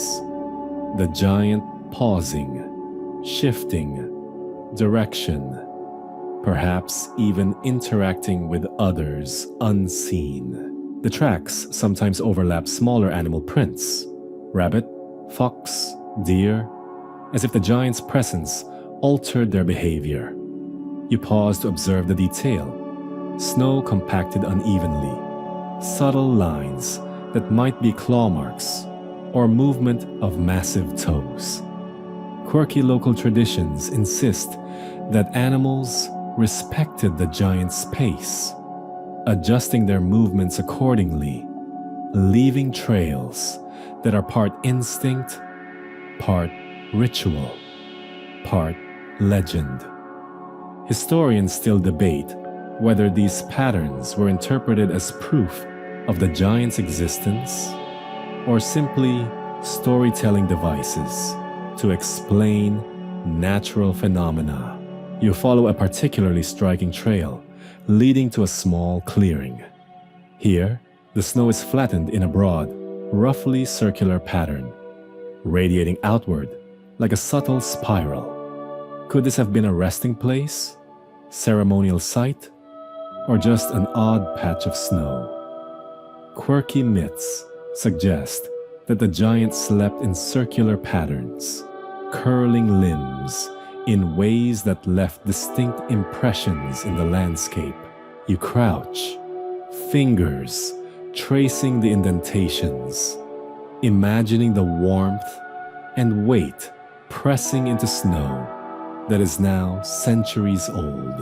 A sudden movement catches your eye.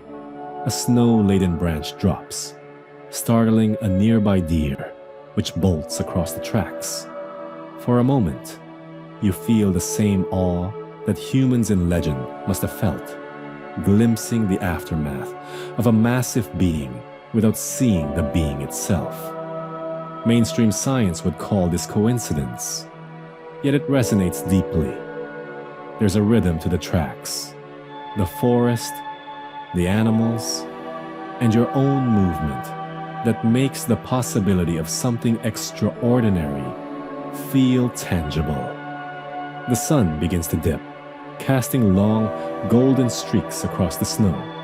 Shadows stretch along the tracks, emphasizing their scale, each step a frozen echo of weight and intention. You pause, absorbing the silent narrative embedded in the white landscape. Quirky as it may sound, some elders claim that following these tracks at dawn can reveal hidden signs of the giant's interaction with the forest. Broken branches, bent saplings, and scattered stones all subtle markers of presence. Historians still argue whether such observations are coincidental or deliberate storytelling. But standing here, in the cold clarity of snow, the line between legend and evidence blurs. Finally, you step back from the clearing, scanning the long trail leading into dense forest. Each step you took feels like participation in a story centuries in the making. The tracks in snow are not merely footprints, they are a record, an invitation to imagine, a tactile bridge connecting you to a prehistoric world where giants might have walked, resting, observing, and interacting with humans and animals alike. The forest exhales, and you feel a profound awareness. The giant story lingers in impression, myth, and memory, pressed into the frozen earth and waiting for someone daring enough to trace it. You push onward, following the trail from the snow-laden forest, and a hidden valley unfolds before you, like a secret revealed only to the patient and observant. Mist drifts along the lowlands, pooling in hollows and curling around ancient trees, their trunks thick with moss. Historians still argue whether such secluded valleys inspired legends because humans observed unusual wildlife, or because these sites were actually habitats for beings larger than life. The air smells sweet, with wet pine and damp stone, and the silence is almost reverential, as if the valley itself is holding its breath. The path narrows, twisting between jagged boulders and thickets. Quirky local tales insist this valley was the giant's sanctuary, a place where he moved freely, hunted, and rested away from human eyes. Some stories even suggest that he shaped the valley deliberately, pushing earth, bending trees, or carving out small streams to suit his immense size. Mainstream geologists would argue the topography results from millennia of erosion, landslides, and tectonic shifts. Yet the scale and symmetry are uncanny, giving the landscape an intentional, almost designed quality. You step into the open valley, the mist swirling around your knees. Patches of moss glimmer like emerald carpets, and the gentle flow of a stream cuts through the center, reflecting the pale light of the overcast sky. As you move quietly, you notice depressions in the earth, some elongated, some circular, far too large for ordinary human activity. Quirky stories claim these are the impressions of the giant's resting spots, places where he paused mid-journey to observe, nap, or interact with animals. Historians still argue whether these patterns are naturally occurring or were consciously recognized and recorded by humans, who later wove them into legend. Birds circle the valley cautiously, their calls muted and anxious, reminiscent of what you observed in the snowy forest. Deer and smaller mammals skitter along the edges, pausing to study the terrain before proceeding. Quirky folklore suggests the giant's presence left an echo in the behavior of animals, a kind of instinctive guidance that humans learned to interpret over generations. Mainstream ecologists might attribute this to predator behavior or seasonal patterns. Yet the convergence of tracks, depressions, and animal responses gives the valley a sense of orchestration, deliberate yet enigmatic. The stream widens slightly, and you notice stones arranged along the banks. Some are smooth, others jagged, but all seem positioned with purpose. Quirky legends claim these were markers, placed or disturbed by the giant to signal safe crossings or hunting grounds. You trace a finger along one flat stone, feeling subtle grooves and depressions, almost like the imprint of a massive palm. Historians still argue whether these markers were human-created, the result of natural processes, or evidence of a giant's interaction with the landscape. As you walk deeper, the valley opens into a small glade, sunlight filtering through breaks in the mist. You pause, imagining the scale of a being moving through this space, each step bending vegetation, each motion leaving subtle yet indelible traces. Quirky stories say that in rare moments, the giant could be glimpsed here, an enormous shadow among the trees, silently observing humans, fleeting and almost impossible to capture. Historians still debate whether such sightings were metaphorical, cautionary tales, or literal accounts. You find peculiar markings on a fallen log, parallel grooves spaced wider than any human stride. Your heart quickens.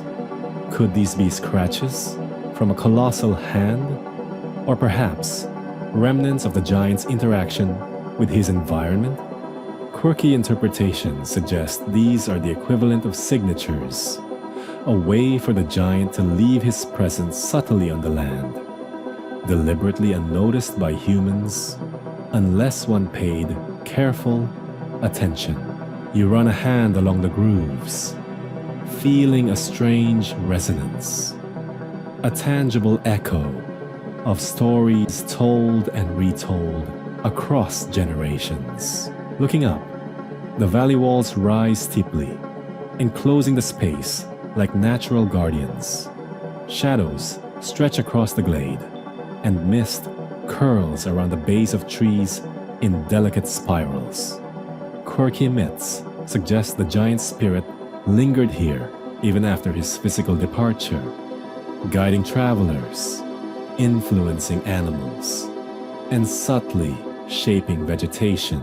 Mainstream biologists might label this as human projection, but the patterns in animal tracks, flattened moss, and shallow depressions in soil hint at something beyond ordinary explanation. You venture toward the stream, noticing subtle disturbances in the water, ripples that seem too rhythmic to be random. Quirky elders claim these are currents influenced by the giant's unseen movement, a silent reminder that the valley is alive with memory. Historians still argue whether such interpretations were spiritual, symbolic, or rooted in genuine observation of phenomena now lost to time. You pause, letting the water trickle through your fingers, imagining the colossal hands that might have once touched it, shaping it with care or curiosity. As you reach the far edge of the valley, you stand in awe, taking in the enclosed wilderness. The hidden valley feels suspended between time and story, myth and landscape, a place where human imagination has entwined with natural grandeur to create a living memory. Quirky or not, the sensation is undeniable. Some presence, enormous and patient, shaped the rhythm of this valley, leaving traces in soil, stone, water, and imagination.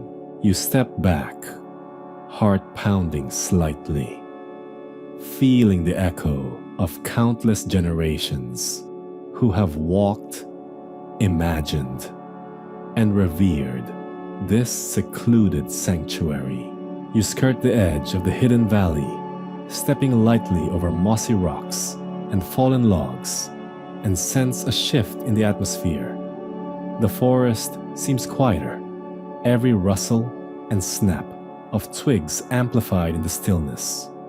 Historians still argue whether encounters with the giant were rare glimpses recorded in oral tradition or symbolic representations of hunters confronting overwhelming forces of nature.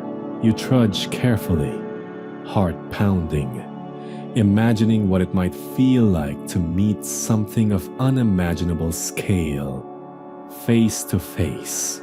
Quirky local tales describe hunters who stumbled upon the giant unexpectedly, a shadow crossing a clearing, massive footprints appearing overnight, or the sound of a deep, resonant exhalation that made the earth vibrate. You pause, listening intently, imagining the giant's perception, seeing, hearing, sensing humans while remaining elusive. Mainstream anthropologists would suggest these stories reflect exaggeration, fear, or the thrill of the hunt. Yet they persist with remarkable consistency across generations. You follow a narrow game trail, noticing subtle signs, broken branches at heights impossible for humans to reach, flattened patches of grass, and oddly arranged stones. Could these be markers of the giant's passage, or merely coincidence? Quirky folklore insists the giant was both hunter and protector, influencing the forest's rhythm while avoiding confrontation unless provoked. Historians still argue whether these traces reflect real encounters or the symbolic overlay of human imagination onto the natural world. Suddenly, a rustling ahead makes your pulse spike. A massive shadow flits between trees, disappearing as quickly as it appeared. You freeze, every muscle taut, heart hammering. Could this be a giant stepping lightly, or just a trick of light and imagination? Quirky elders claim that hunters who glimpsed him often survived by holding still, trusting instinct and humility, while those who panicked invited misfortune. You take a slow breath, recalling stories of hunters reporting elongated limbs, deep-set eyes, and a presence that seemed to observe more than merely look. The trail leads to a shallow ravine where you notice enormous footprints pressed into the mud, each spanning far beyond your imagination of human scale. Quirky tales suggest that these were left deliberately, messages, perhaps, or playful signs to warn intruders. Mainstream zoologists would attribute unusually large prints to misidentified bears or moose. But the symmetry and spacing challenge simple explanations. You crouch, brushing away loose dirt, and imagine the immense weight required to make such impressions. Each step echoing through the forest in legend and memory. Birds are silent here, a rare pause in the forest's usual chatter. Deer watch from the undergrowth, frozen, alert. Quirky folklore claims animals instinctively respect the giant's presence, fleeing or freezing as if responding to unseen commands. Historians still argue whether these observations are actual behavior influenced by a being or culturally reinforced storytelling. Yet the convergence of tracks, animal behavior, and human accounts paints a tantalizing picture.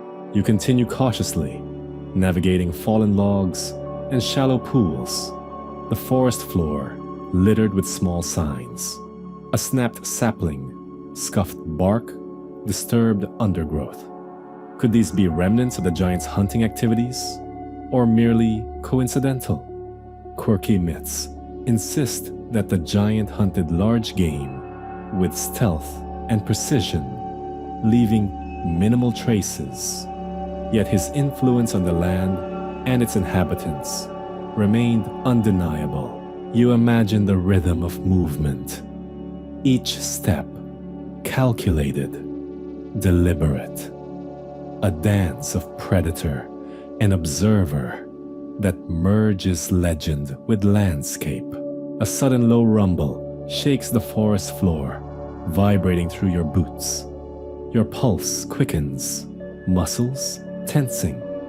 Was it thunder from distant clouds, or the subtle movement of something enormous nearby? Quirky accounts from hunters describe this sensation as unmistakable, a presence that registers physically, emotionally, and instinctively. Historians still debate whether these phenomena are natural events, misinterpreted, or actual encounters with a massive creature. Standing here, tracing footprints, and listening to the forest's silence, the ambiguity feels thrilling rather than frustrating. You reach a small clearing where sunlight pierces the canopy in scattered beams. Shadows twist and lengthen, and you notice another set of enormous footprints leading toward a stream. Quirky tales insist the giant used these paths to track prey or survey his territory. Careful not to disturb too much, but leaving subtle cues for those observant enough to notice. You kneel, comparing your own stride to the track, marveling at the difference. One step could span what you walk in several.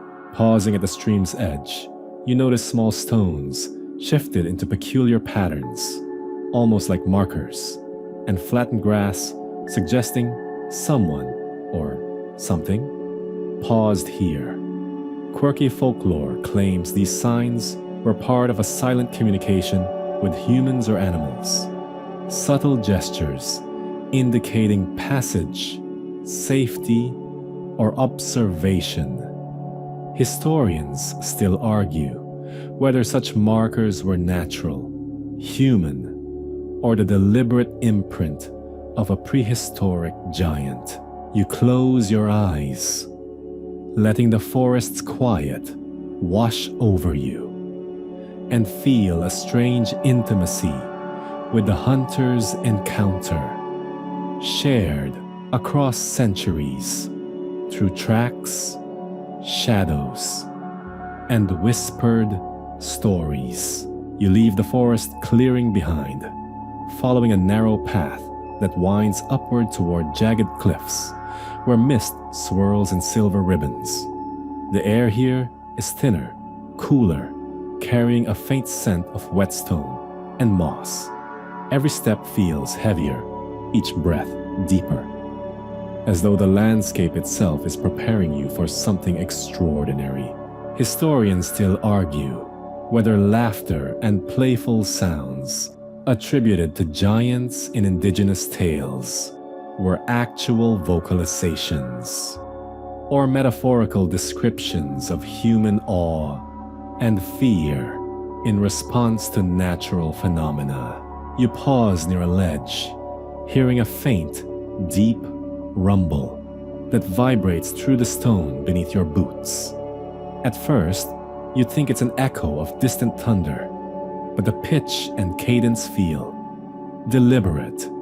Quirky folklore insists that the giant communicated not only through footprints and shadows, but also through sound, a low, resonant laughter that carried across valleys, signaling mood, warning, or even amusement.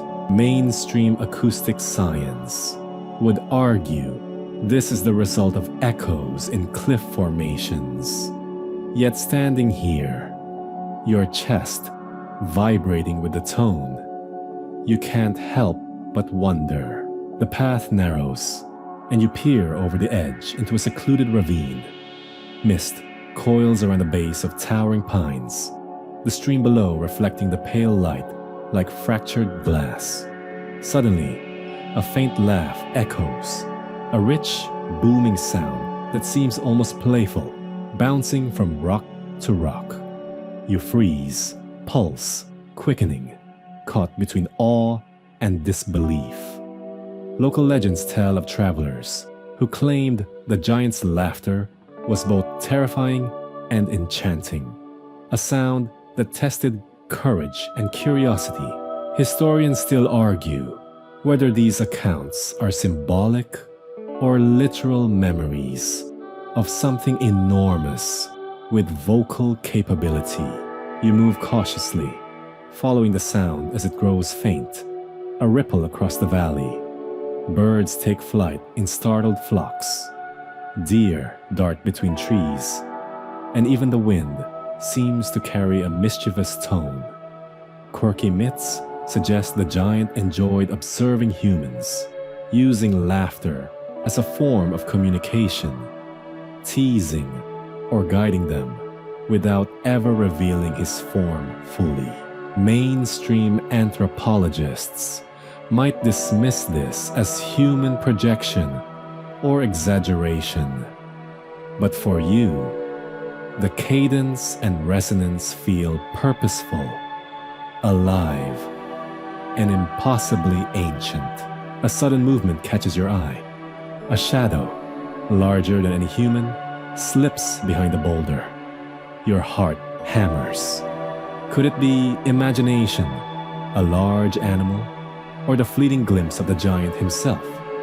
Quirky stories insist that the giant often tested hunters and travelers with illusions, glimpses of form, or auditory tricks, teaching patience, humility, and respect. Historians still debate whether these descriptions were symbolic storytelling or rooted in encounters with an enormous, sentient being. You continue along the cliff edge, the laugh echoing intermittently, now softer, almost contemplative. Stones beneath your hands are slick with moisture, and every step requires careful attention. The combination of mist, echo, and shadow creates a sense of living space, one that feels simultaneously sacred and playful. Quirky elders suggest that the giant's laughter was more than amusement. It was a bridge between worlds, a reminder that humans were small observers in a landscape shared with beings beyond ordinary comprehension. Reaching a small plateau, you notice depressions in the rock, shallow indentations, suggesting seating, perhaps where the giant paused, surveyed the valley, and expressed mirth. You crouch, tracing the grooves with your fingers. Could these marks be ceremonial, functional, or playful imprints left over centuries? Historians still argue whether such patterns are anthropogenic, natural erosion, or remnants of a colossal presence. Regardless, you feel a thrill imagining the giant settling here, laughter vibrating across the cliffs, rolling down into the valley below. A light breeze carries faint chimes of movement, branches swaying, leaves rustling, and you swear the echo of laughter dances with them. Quirky folklore insists that when the giant laughed, animals and the forest itself responded, rippling in rhythm with his voice. Birds pause mid-flight. Deer halt mid-step. Streams seem to ripple slightly differently. Every element bends subtly to presence. Mainstream ecology would attribute this to coincidence and human storytelling. but the alignment of tracks, impressions, and echoes makes the forest feel deliberately orchestrated. You pause near a boulder, scanning the cliffs and valleys, listening to the faint residual echoes. The laugh fades, leaving a ringing resonance in your chest, a subtle reminder that not all stories are about sight or touch. Some exist purely in vibration and memory. Quirky myths claim that following these echoes could guide travelers, teaching them patience, observation, and respect for the unseen. Historians still debate whether these sounds are metaphorical, symbolic, or the product of extraordinary auditory events, amplified by topography. Finally, you step away from the ledge, heart still racing, absorbing the sensation of the giant's presence through sound alone. The echoes of laughter leave a lingering impression, a memory embedded in the cliffs, rocks, and mist. You realize that encountering a being so massive, even indirectly through vibrations and resonance, transforms perception. The giant is not just observed, but experienced, leaving traces in sound, space, and imagination that ripple across time, continuing to inspire awe and wonder. You descend from the cliffs, following a narrow trail that twists through dense undergrowth, only to discover the path ahead seems to vanish into fog. The mist is thick, curling around tree trunks and rocks, swallowing distance, muting sound. Historians still argue whether accounts of disappearing trails in indigenous legends reflect actual geographical anomalies, intentional disorientation by humans, or experiences of being lost in vast wildernesses. Whatever the case, the air feels charged, electric, as if the forest itself is watching. Quirky local tales insist the giant can obscure paths at will, shifting forests, stones, and streams subtly so that only the attentive or respectful can continue safely. You tread carefully, boots sinking into mossy soil, listening to the faint hiss of distant water and the occasional crack of a branch. The trail's ambiguity heightens every sensation. Smells of damp earth, the faint sweetness of flowering shrubs, the subtle vibration underfoot, all amplified by uncertainty. Mainstream geographers would suggest fog, erosion, and uneven terrain naturally create disorienting trails. Yet the stories persist, remarkably consistent across generations. You notice faint indentations along the ground, almost hidden beneath fallen leaves and twigs. Footprints? Perhaps, but larger than any human stride. Quirky folklore maintains these impressions are left deliberately by the giant to guide or test travelers, visible only when one slows, observes, and respects the land. Historians still argue whether such marks are coincidental impressions of fallen logs, animal tracks, or remnants of a giant presence. You crouch, brushing aside detritus, tracing a long groove that could easily have been made by a colossal hand dragging through soil or moss. The forest narrows further, trees leaning together overhead, creating a tunnel-like canopy. Light filters through in dappled patterns, making shadows twist and stretch unnaturally. You feel a thrill. Every misstep seems magnified, every sound amplified. Quirky stories insist that when the giant wishes to remain unseen, He can manipulate shadows and light, masking his presence while leaving subtle cues for those perceptive enough to notice. Mainstream science attributes this to perception, low light, and fog-induced illusions. Yet the feeling of being observed is undeniable. A small creek crosses the trail, shallow but swift. Stones glisten under the mist, and you step cautiously, water brushing against your boots. The footprints continue on the far side, leading you into a patch of ferns, so thick it almost obscures the ground. Quirky tales suggest the giant uses natural features, like streams and dense vegetation, to redirect travelers, testing resolve, awareness, and patience. Historians still argue whether such descriptions are narrative devices meant to teach moral lessons or literal records of interaction with a colossal being. The mist thickens. You pause, scanning for familiar markers, but everything seems to shift. Rocks appear closer, trees farther apart, subtle inclines masking the true slope of the ground.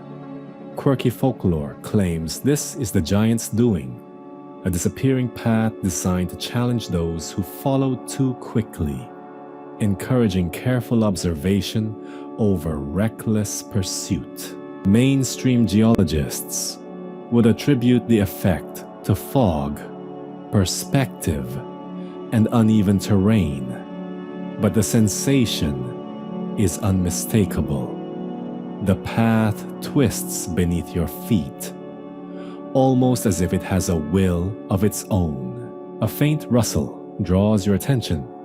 Leaves stir, though no wind blows. Branches snap softly in the distance. Could it be animals? Or the giant himself, maneuvering silently, testing your patience and attentiveness?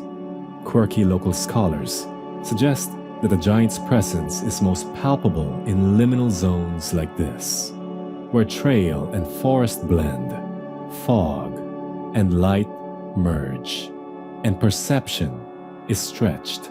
Historians still argue whether these interpretations are symbolic, ritualistic, or rooted in actual encounters with a being of extraordinary scale.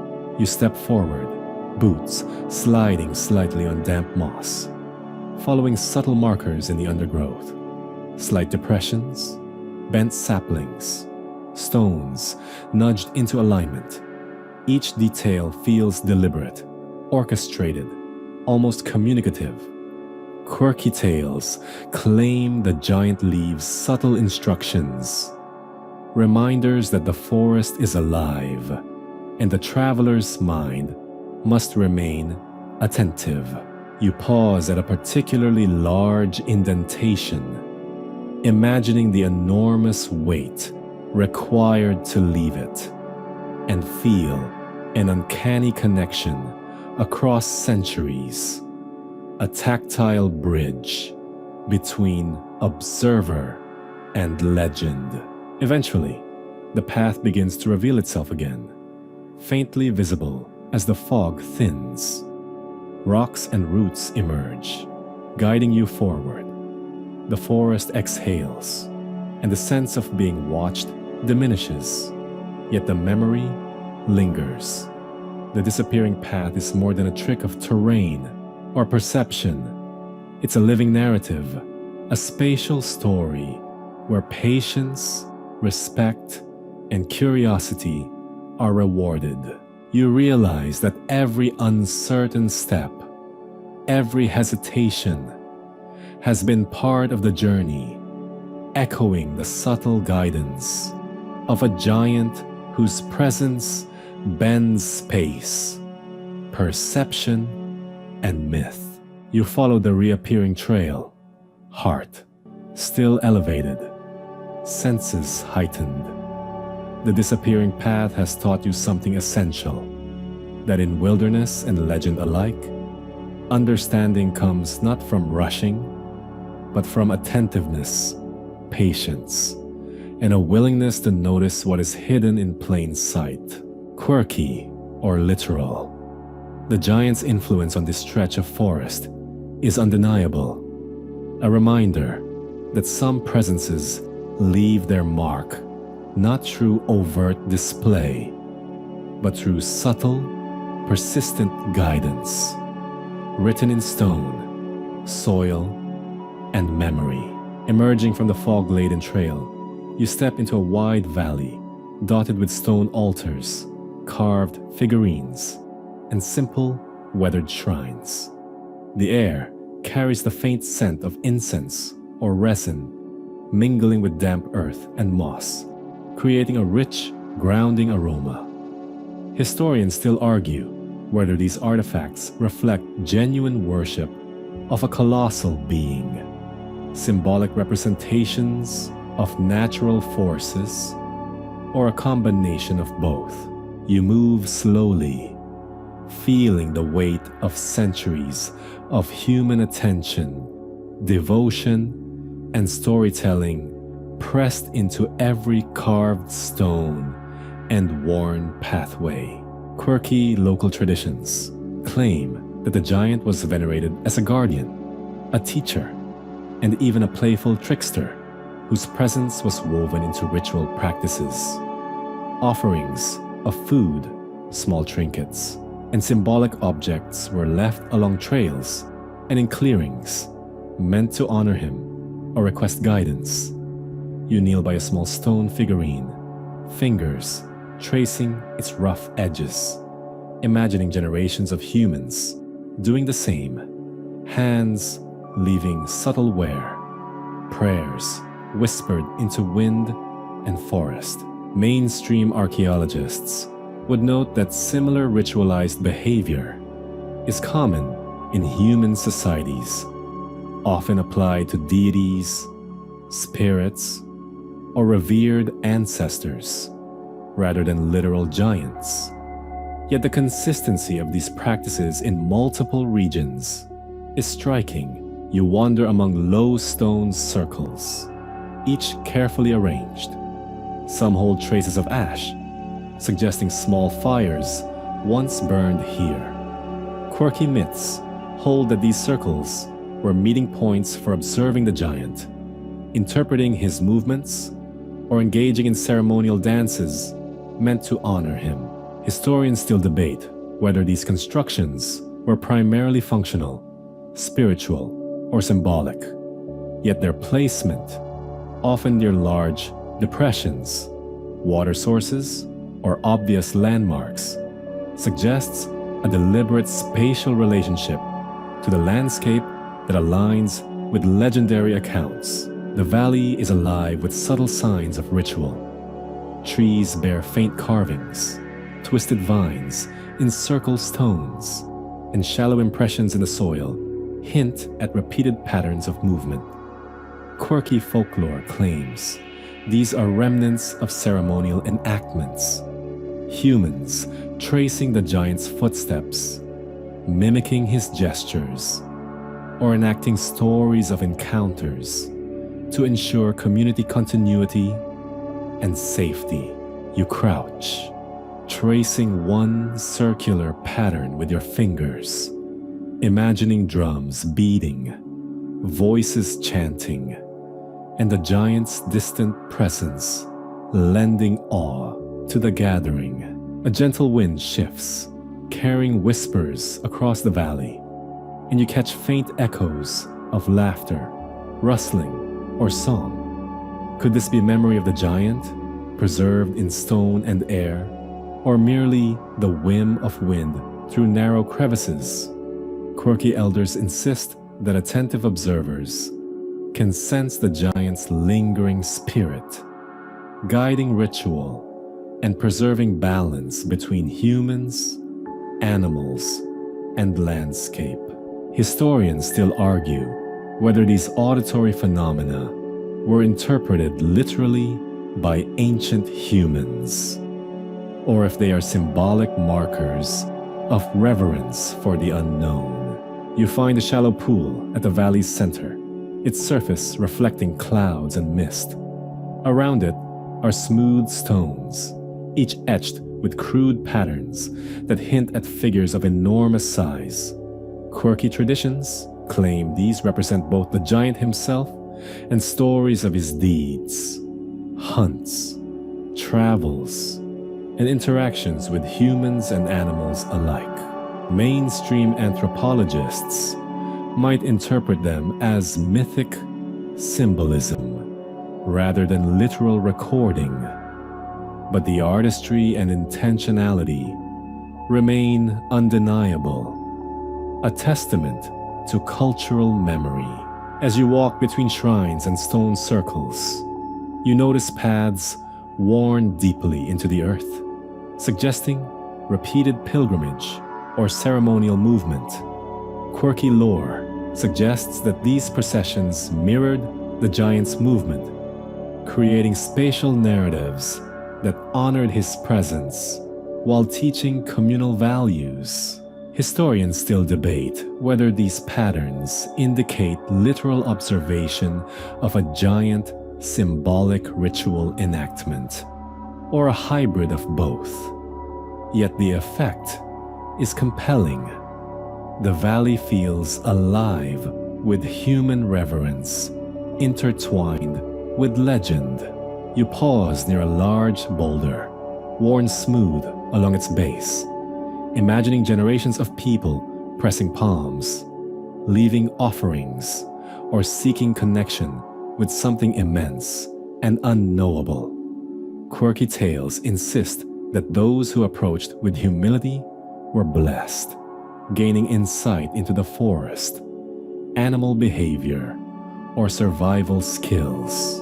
Mainstream analysis would categorize this as ritualized learning or reinforcement of social norms. Yet the continuity of practice across time and space suggests a powerful cultural memory that refuses to fade. The sun dips lower, casting long shadows across the valley. You notice that stone circles, shrines, and markers align subtly with streams, ridges, and distant peaks, hinting at an awareness of topography and scale that mirrors the giant's supposed presence. Quirky myths suggest that this spatial alignment was intentional, guiding humans to recognize the giant's domain, observe respectfully, and internalize lessons about scale, patience, and humility. Historians still argue whether such alignment is coincidental or a conscious reflection of legend-infused practice. Standing in the center of the valley, surrounded by centuries of human devotion, you feel a profound connection.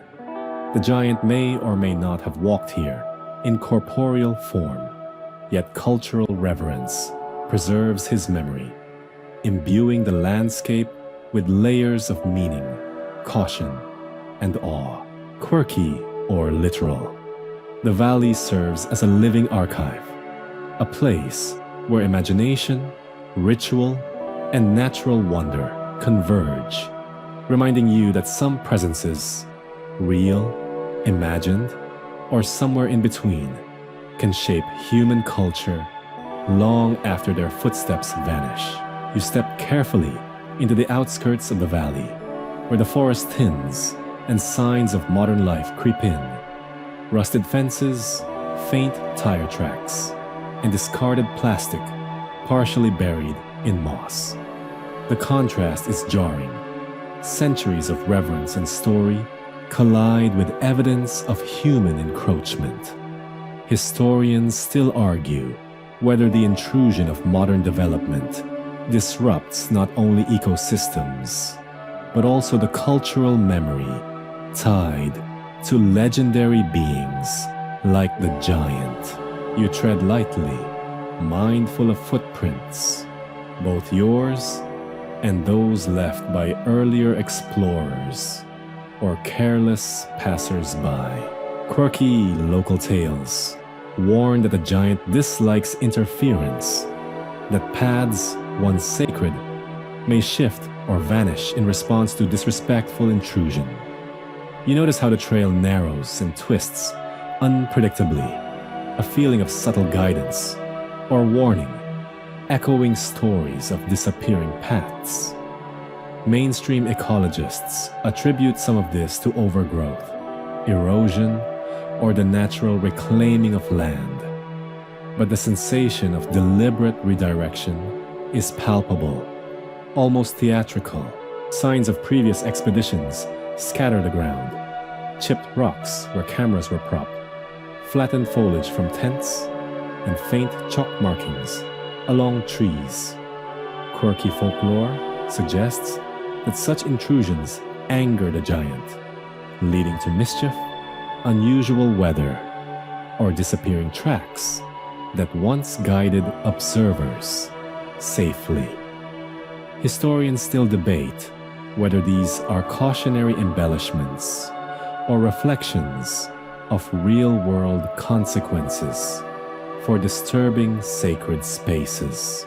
You brush aside some trash, feeling an odd mix of irritation and wonder, imagining how your presence might be interpreted in the context of centuries of observation.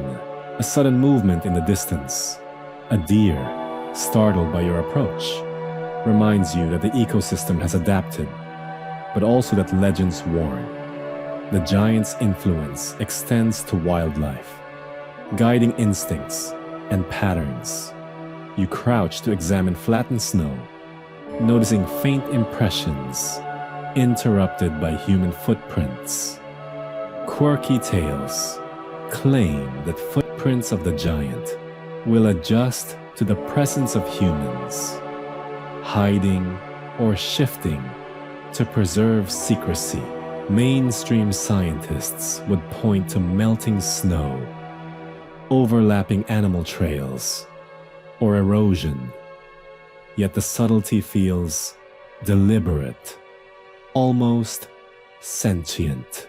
You reach a clearing where a modern survey marker pierces the landscape. Its bright colors clash with moss and stone, a stark reminder that human curiosity sometimes overshadows respect. Quirky stories suggest that anyone attempting to map or measure the valley risks misguidance, a trick left by the giant or spirits preserving the sanctity of space. Historians still argue whether these accounts are mythic morality tales or records of unexplained natural occurrences observed by early explorers. You hesitate, sensing both reverence and caution, stepping around the marker as if acknowledging an unseen presence.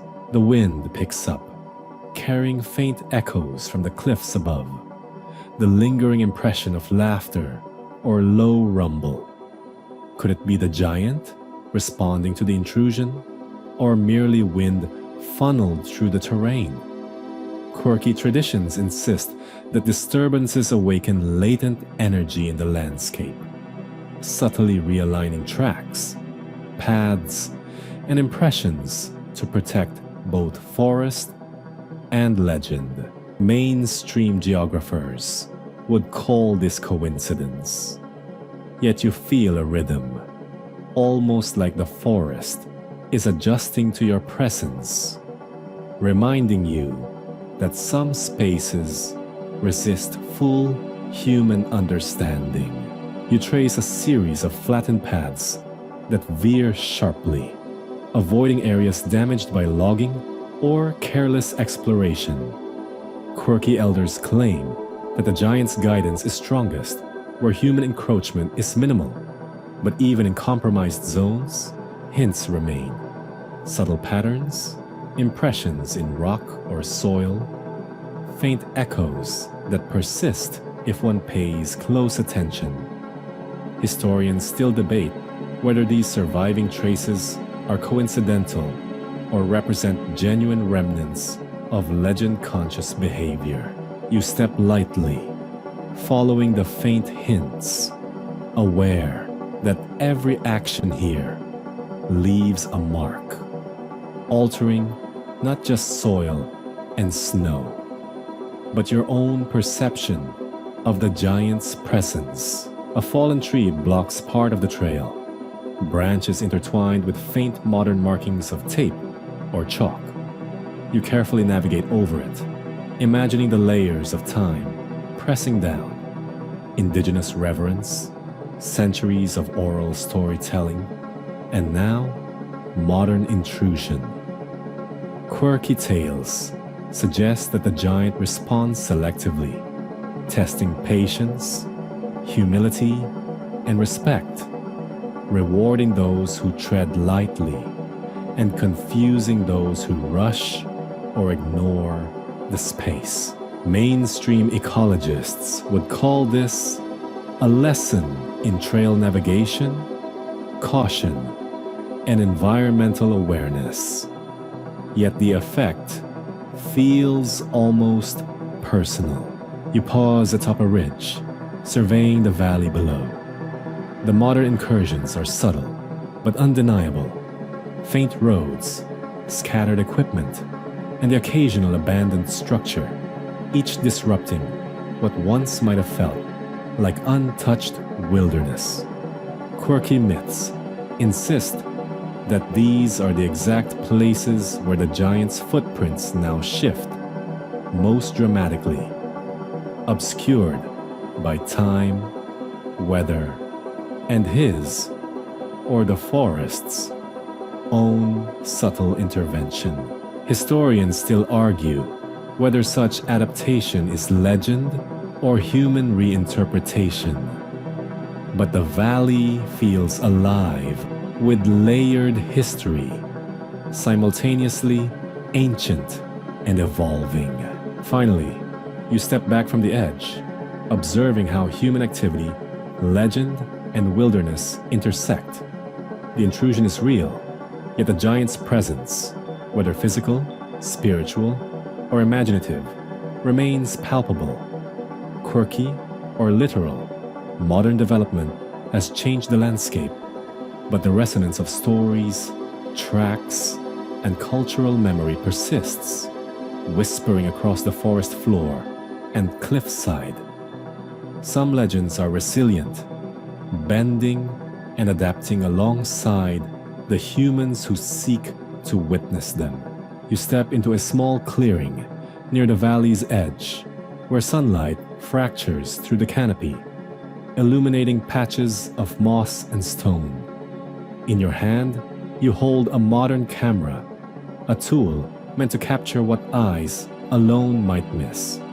Historians still argue whether photographs of purported giants, snapshots, blurry shapes, or overexposed forms offer genuine evidence or are simply artifacts of human imagination, error, or deceit. You feel a twinge of skepticism as you adjust the lens, mindful that the boundary between legend and visual proof is precariously thin. Quirky, local tales claim that the giant is mischievous, even in modern times, subtly manipulating light, shadow, or reflections to create illusions that mimic his form. People who attempt to photograph him often return with ambiguous images, elongated shadows, disproportionate silhouettes, or fleeting glimpses that vanish upon review. Mainstream experts frequently label these as hoaxes, pareidolia, or accidental misalignment. Yet the persistence of consistent descriptions across decades is hard to ignore. You aim your camera toward a moss-covered boulder, imagining it as the base of the giant's resting place. A sudden flicker of movement, or perhaps light reflecting off wet stone, catches your eye. You snap a photo, heart racing. Reviewing it, you see a shadow that seems larger than natural, vaguely humanoid in shape, yet distorted by angle and light. Quirky folklore insists this is the giant's way of playing with observers, teasing them with evidence that is simultaneously present and evasive. Historians still debate whether such photographic anomalies represent chance, deliberate manipulation, or genuine encounters. Further along the trail, you encounter remnants of old expeditions, tripods left abandoned, notebooks with sketches, and faded Polaroids showing blurry forms among trees. Some images appear to depict colossal figures, while others are clearly tricks of perspective, lighting, or human imagination. Quirky accounts suggest that the giant, or perhaps the forest itself, encourages misperception, ensuring that only careful, patient observation reveals subtle truths. Mainstream researchers often dismiss older images as staged hoaxes. Yet folklore insists that the landscape's energy shapes both perception and documentation. You notice a puddle reflecting fragmented sunlight, the water surface rippling slightly from a gentle breeze. Looking into it, you catch a faint shadow, elongated and uncanny, shifting as if aware of your gaze. You kneel, camera poised, capturing multiple frames, aware that light, angle, and reflection can conspire to produce misleading evidence. Quirky legends claim these optical tricks are part of the giant's charm, designed to reward the observant while confounding the reckless. Historians still argue whether such phenomena are natural, psychological, or potentially guided by an unseen presence. A sudden gust moves through the clearing, dislodging leaves and creating shifting patterns of light and shadow. You glance at your camera, noting how the images transform with every second. Some show nothing unusual, others hint at towering forms just beyond perception. Quirky folklore interprets these fleeting appearances as messages, playful tests, or encouragement for humans to respect and observe rather than conquer or sensationalize. Mainstream photography experts warn that such effects are predictable. But standing here, the interplay of nature and perception feels almost orchestrated. You find an abandoned notebook wedged beneath a tree root, filled with sketches and notes. Figures of enormous size, hand-drawn footprints, and fragmented accounts of laughter or motion leapt from the pages. Some entries describe hoaxes, tricks played by humans to gain fame, while others insist on careful observation of subtle tracks and impressions. Quirky tales suggest that these documents themselves are part of the giant's narrative, a way to insert himself into modern storytelling while remaining elusive. Historians still debate the credibility of such first-hand accounts, weighing documentation against folklore, context, and bias. Moving deeper into the clearing, you notice that the interplay of shadow and sun creates elongated forms across moss, branches, and stones. One shape is particularly striking, a shadow that spans more than a dozen feet, tapering in ways that hint at a humanoid form. Quirky stories insist these are intentional, a gentle nudge to remind humans that their perspective is limited, that the giant's presence is best appreciated indirectly. Mainstream skeptics attribute this to optical illusion or terrain distortion, Yet the pattern's repetition across similar locations challenges simple explanation. You step back, reviewing the photographs on your camera. Some images seem ordinary, others suggest unusual scale or movement, yet all remain ambiguous. The act of photographing has become a dialogue between observer and legend. Every frame a question, every shadow a hint. Quirky myths claim that patience, humility, and repeated observation are the only ways to approach understanding, while brash attempts at sensational proof yield only frustration or misinterpretation.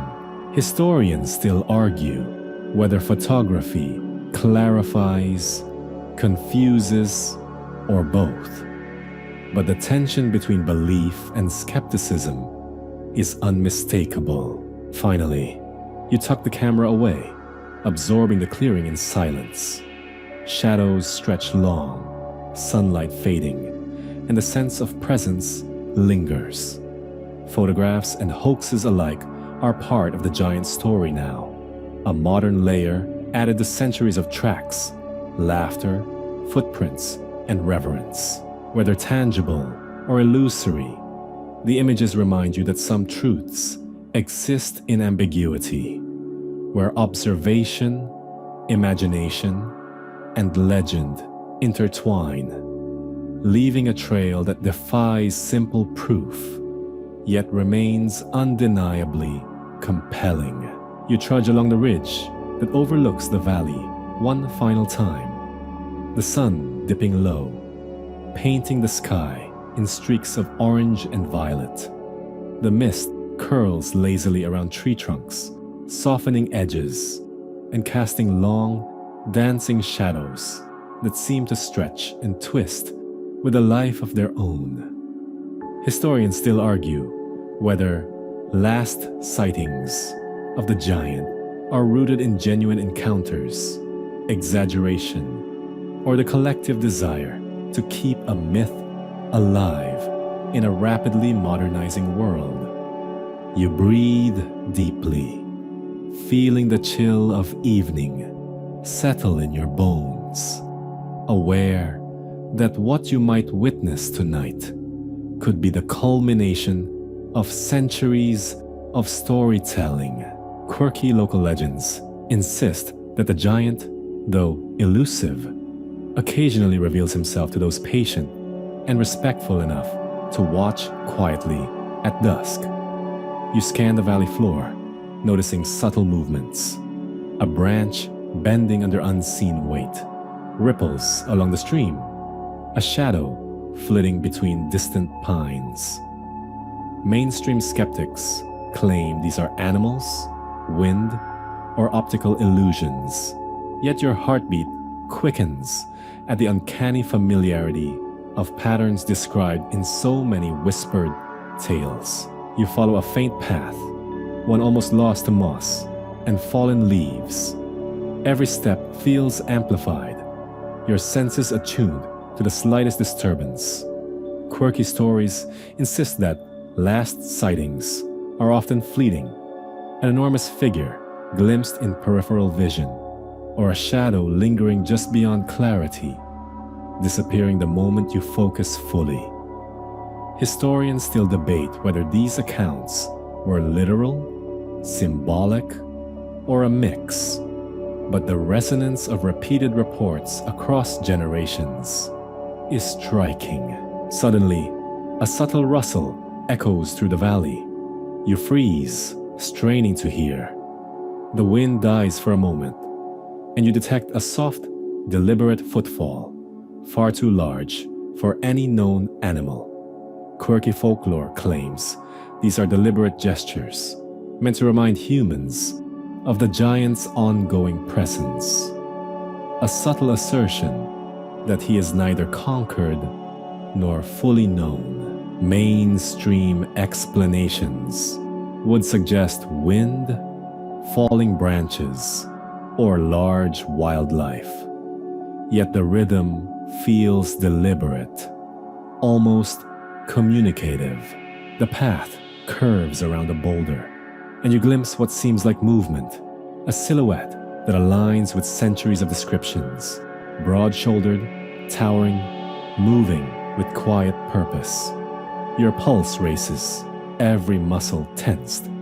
Could it be imagination, magnified by anticipation? Or is this the final, tangible trace of a legend still alive? Quirky accounts claim that last sightings often appear at twilight, the boundary between day and night, enhancing perception and amplifying mystery. Historians still argue whether these conditions influenced eyewitness testimony, but the alignment with reported experiences is remarkable. You kneel near a stream, noticing ripples that appear without visible cause. Quirky folklore suggests these are caused by the giant's unseen passage, a gentle interaction with his environment rather than aggressive display. Mainstream scientists might point to aquatic creatures or shifting stones, yet the precise location and timing, combined with surrounding impressions, invite contemplation. You trace your fingers along the water, imagining the enormous hands described in myth, and the possibility that such an entity could move so lightly as to remain nearly invisible. Birds call cautiously from the canopy, their movements subtle, as if aware of a presence beyond ordinary detection. Quirky stories claim that animals still respond instinctively to the giant, even today, pausing, fleeing, or observing in patterns humans have learned to interpret over generations. Historians still debate whether this behavior is genuinely extraordinary or simply amplified observation filtered through folklore. But the alignment with reported sightings is undeniable. As night descends, the valley darkens, and you feel a peculiar stillness settle over the landscape. Shadows lengthen, shapes blur, and you realize that the last sighting might not be a clear image or moment, but an accumulation of signs, footprints fading into soil, impressions in moss, echoes of laughter, and shadows moving with intention. Quirky interpretations suggest that the giant remains always at the edge of perception, a guardian of memory and myth. Mainstream scholars might describe this as psychological priming, pattern recognition, or cultural continuity. Yet the sensation is tangible and awe-inspiring. You step back from the ridge, observing the valley one last time. A flicker of movement catches your eye, a shadow vanishing behind a tree, just as the last light slips beyond the horizon. You hold your breath, letting the silence and anticipation wash over you. The giant's presence, whether corporeal, spectral, or symbolic, lingers in the folds of landscape, story, and human imagination. Quirky or literal, this final sighting encapsulates everything you have traced across footprints, laughter, stone circles, and mist, an enduring mystery impossible to fully capture, yet compelling enough to keep generations watching and wondering. The sun has fully set now, leaving only the faint glow of stars scattered across the velvet sky. You sit quietly on the ridge, letting the cool night air wash over you, ears attuned to the soft rustle of leaves, the distant trickle of water, and the subtle hum of the forest settling into darkness. For a moment, all the stories, the footprints, the laughter, the shadows, the disappearing paths, fade into a gentle, almost hypnotic quiet. reminding you that some mysteries are meant to linger rather than be solved. As you breathe deeply, you begin to notice the forest itself, how the wind moves through the branches like a living thread, how the earth beneath you feels solid yet alive, responding to your presence and perhaps to the echoes of giants past. Every footstep you took today, every careful tracing of stone and soil, every pause to listen and watch, has been part of a dialogue across time.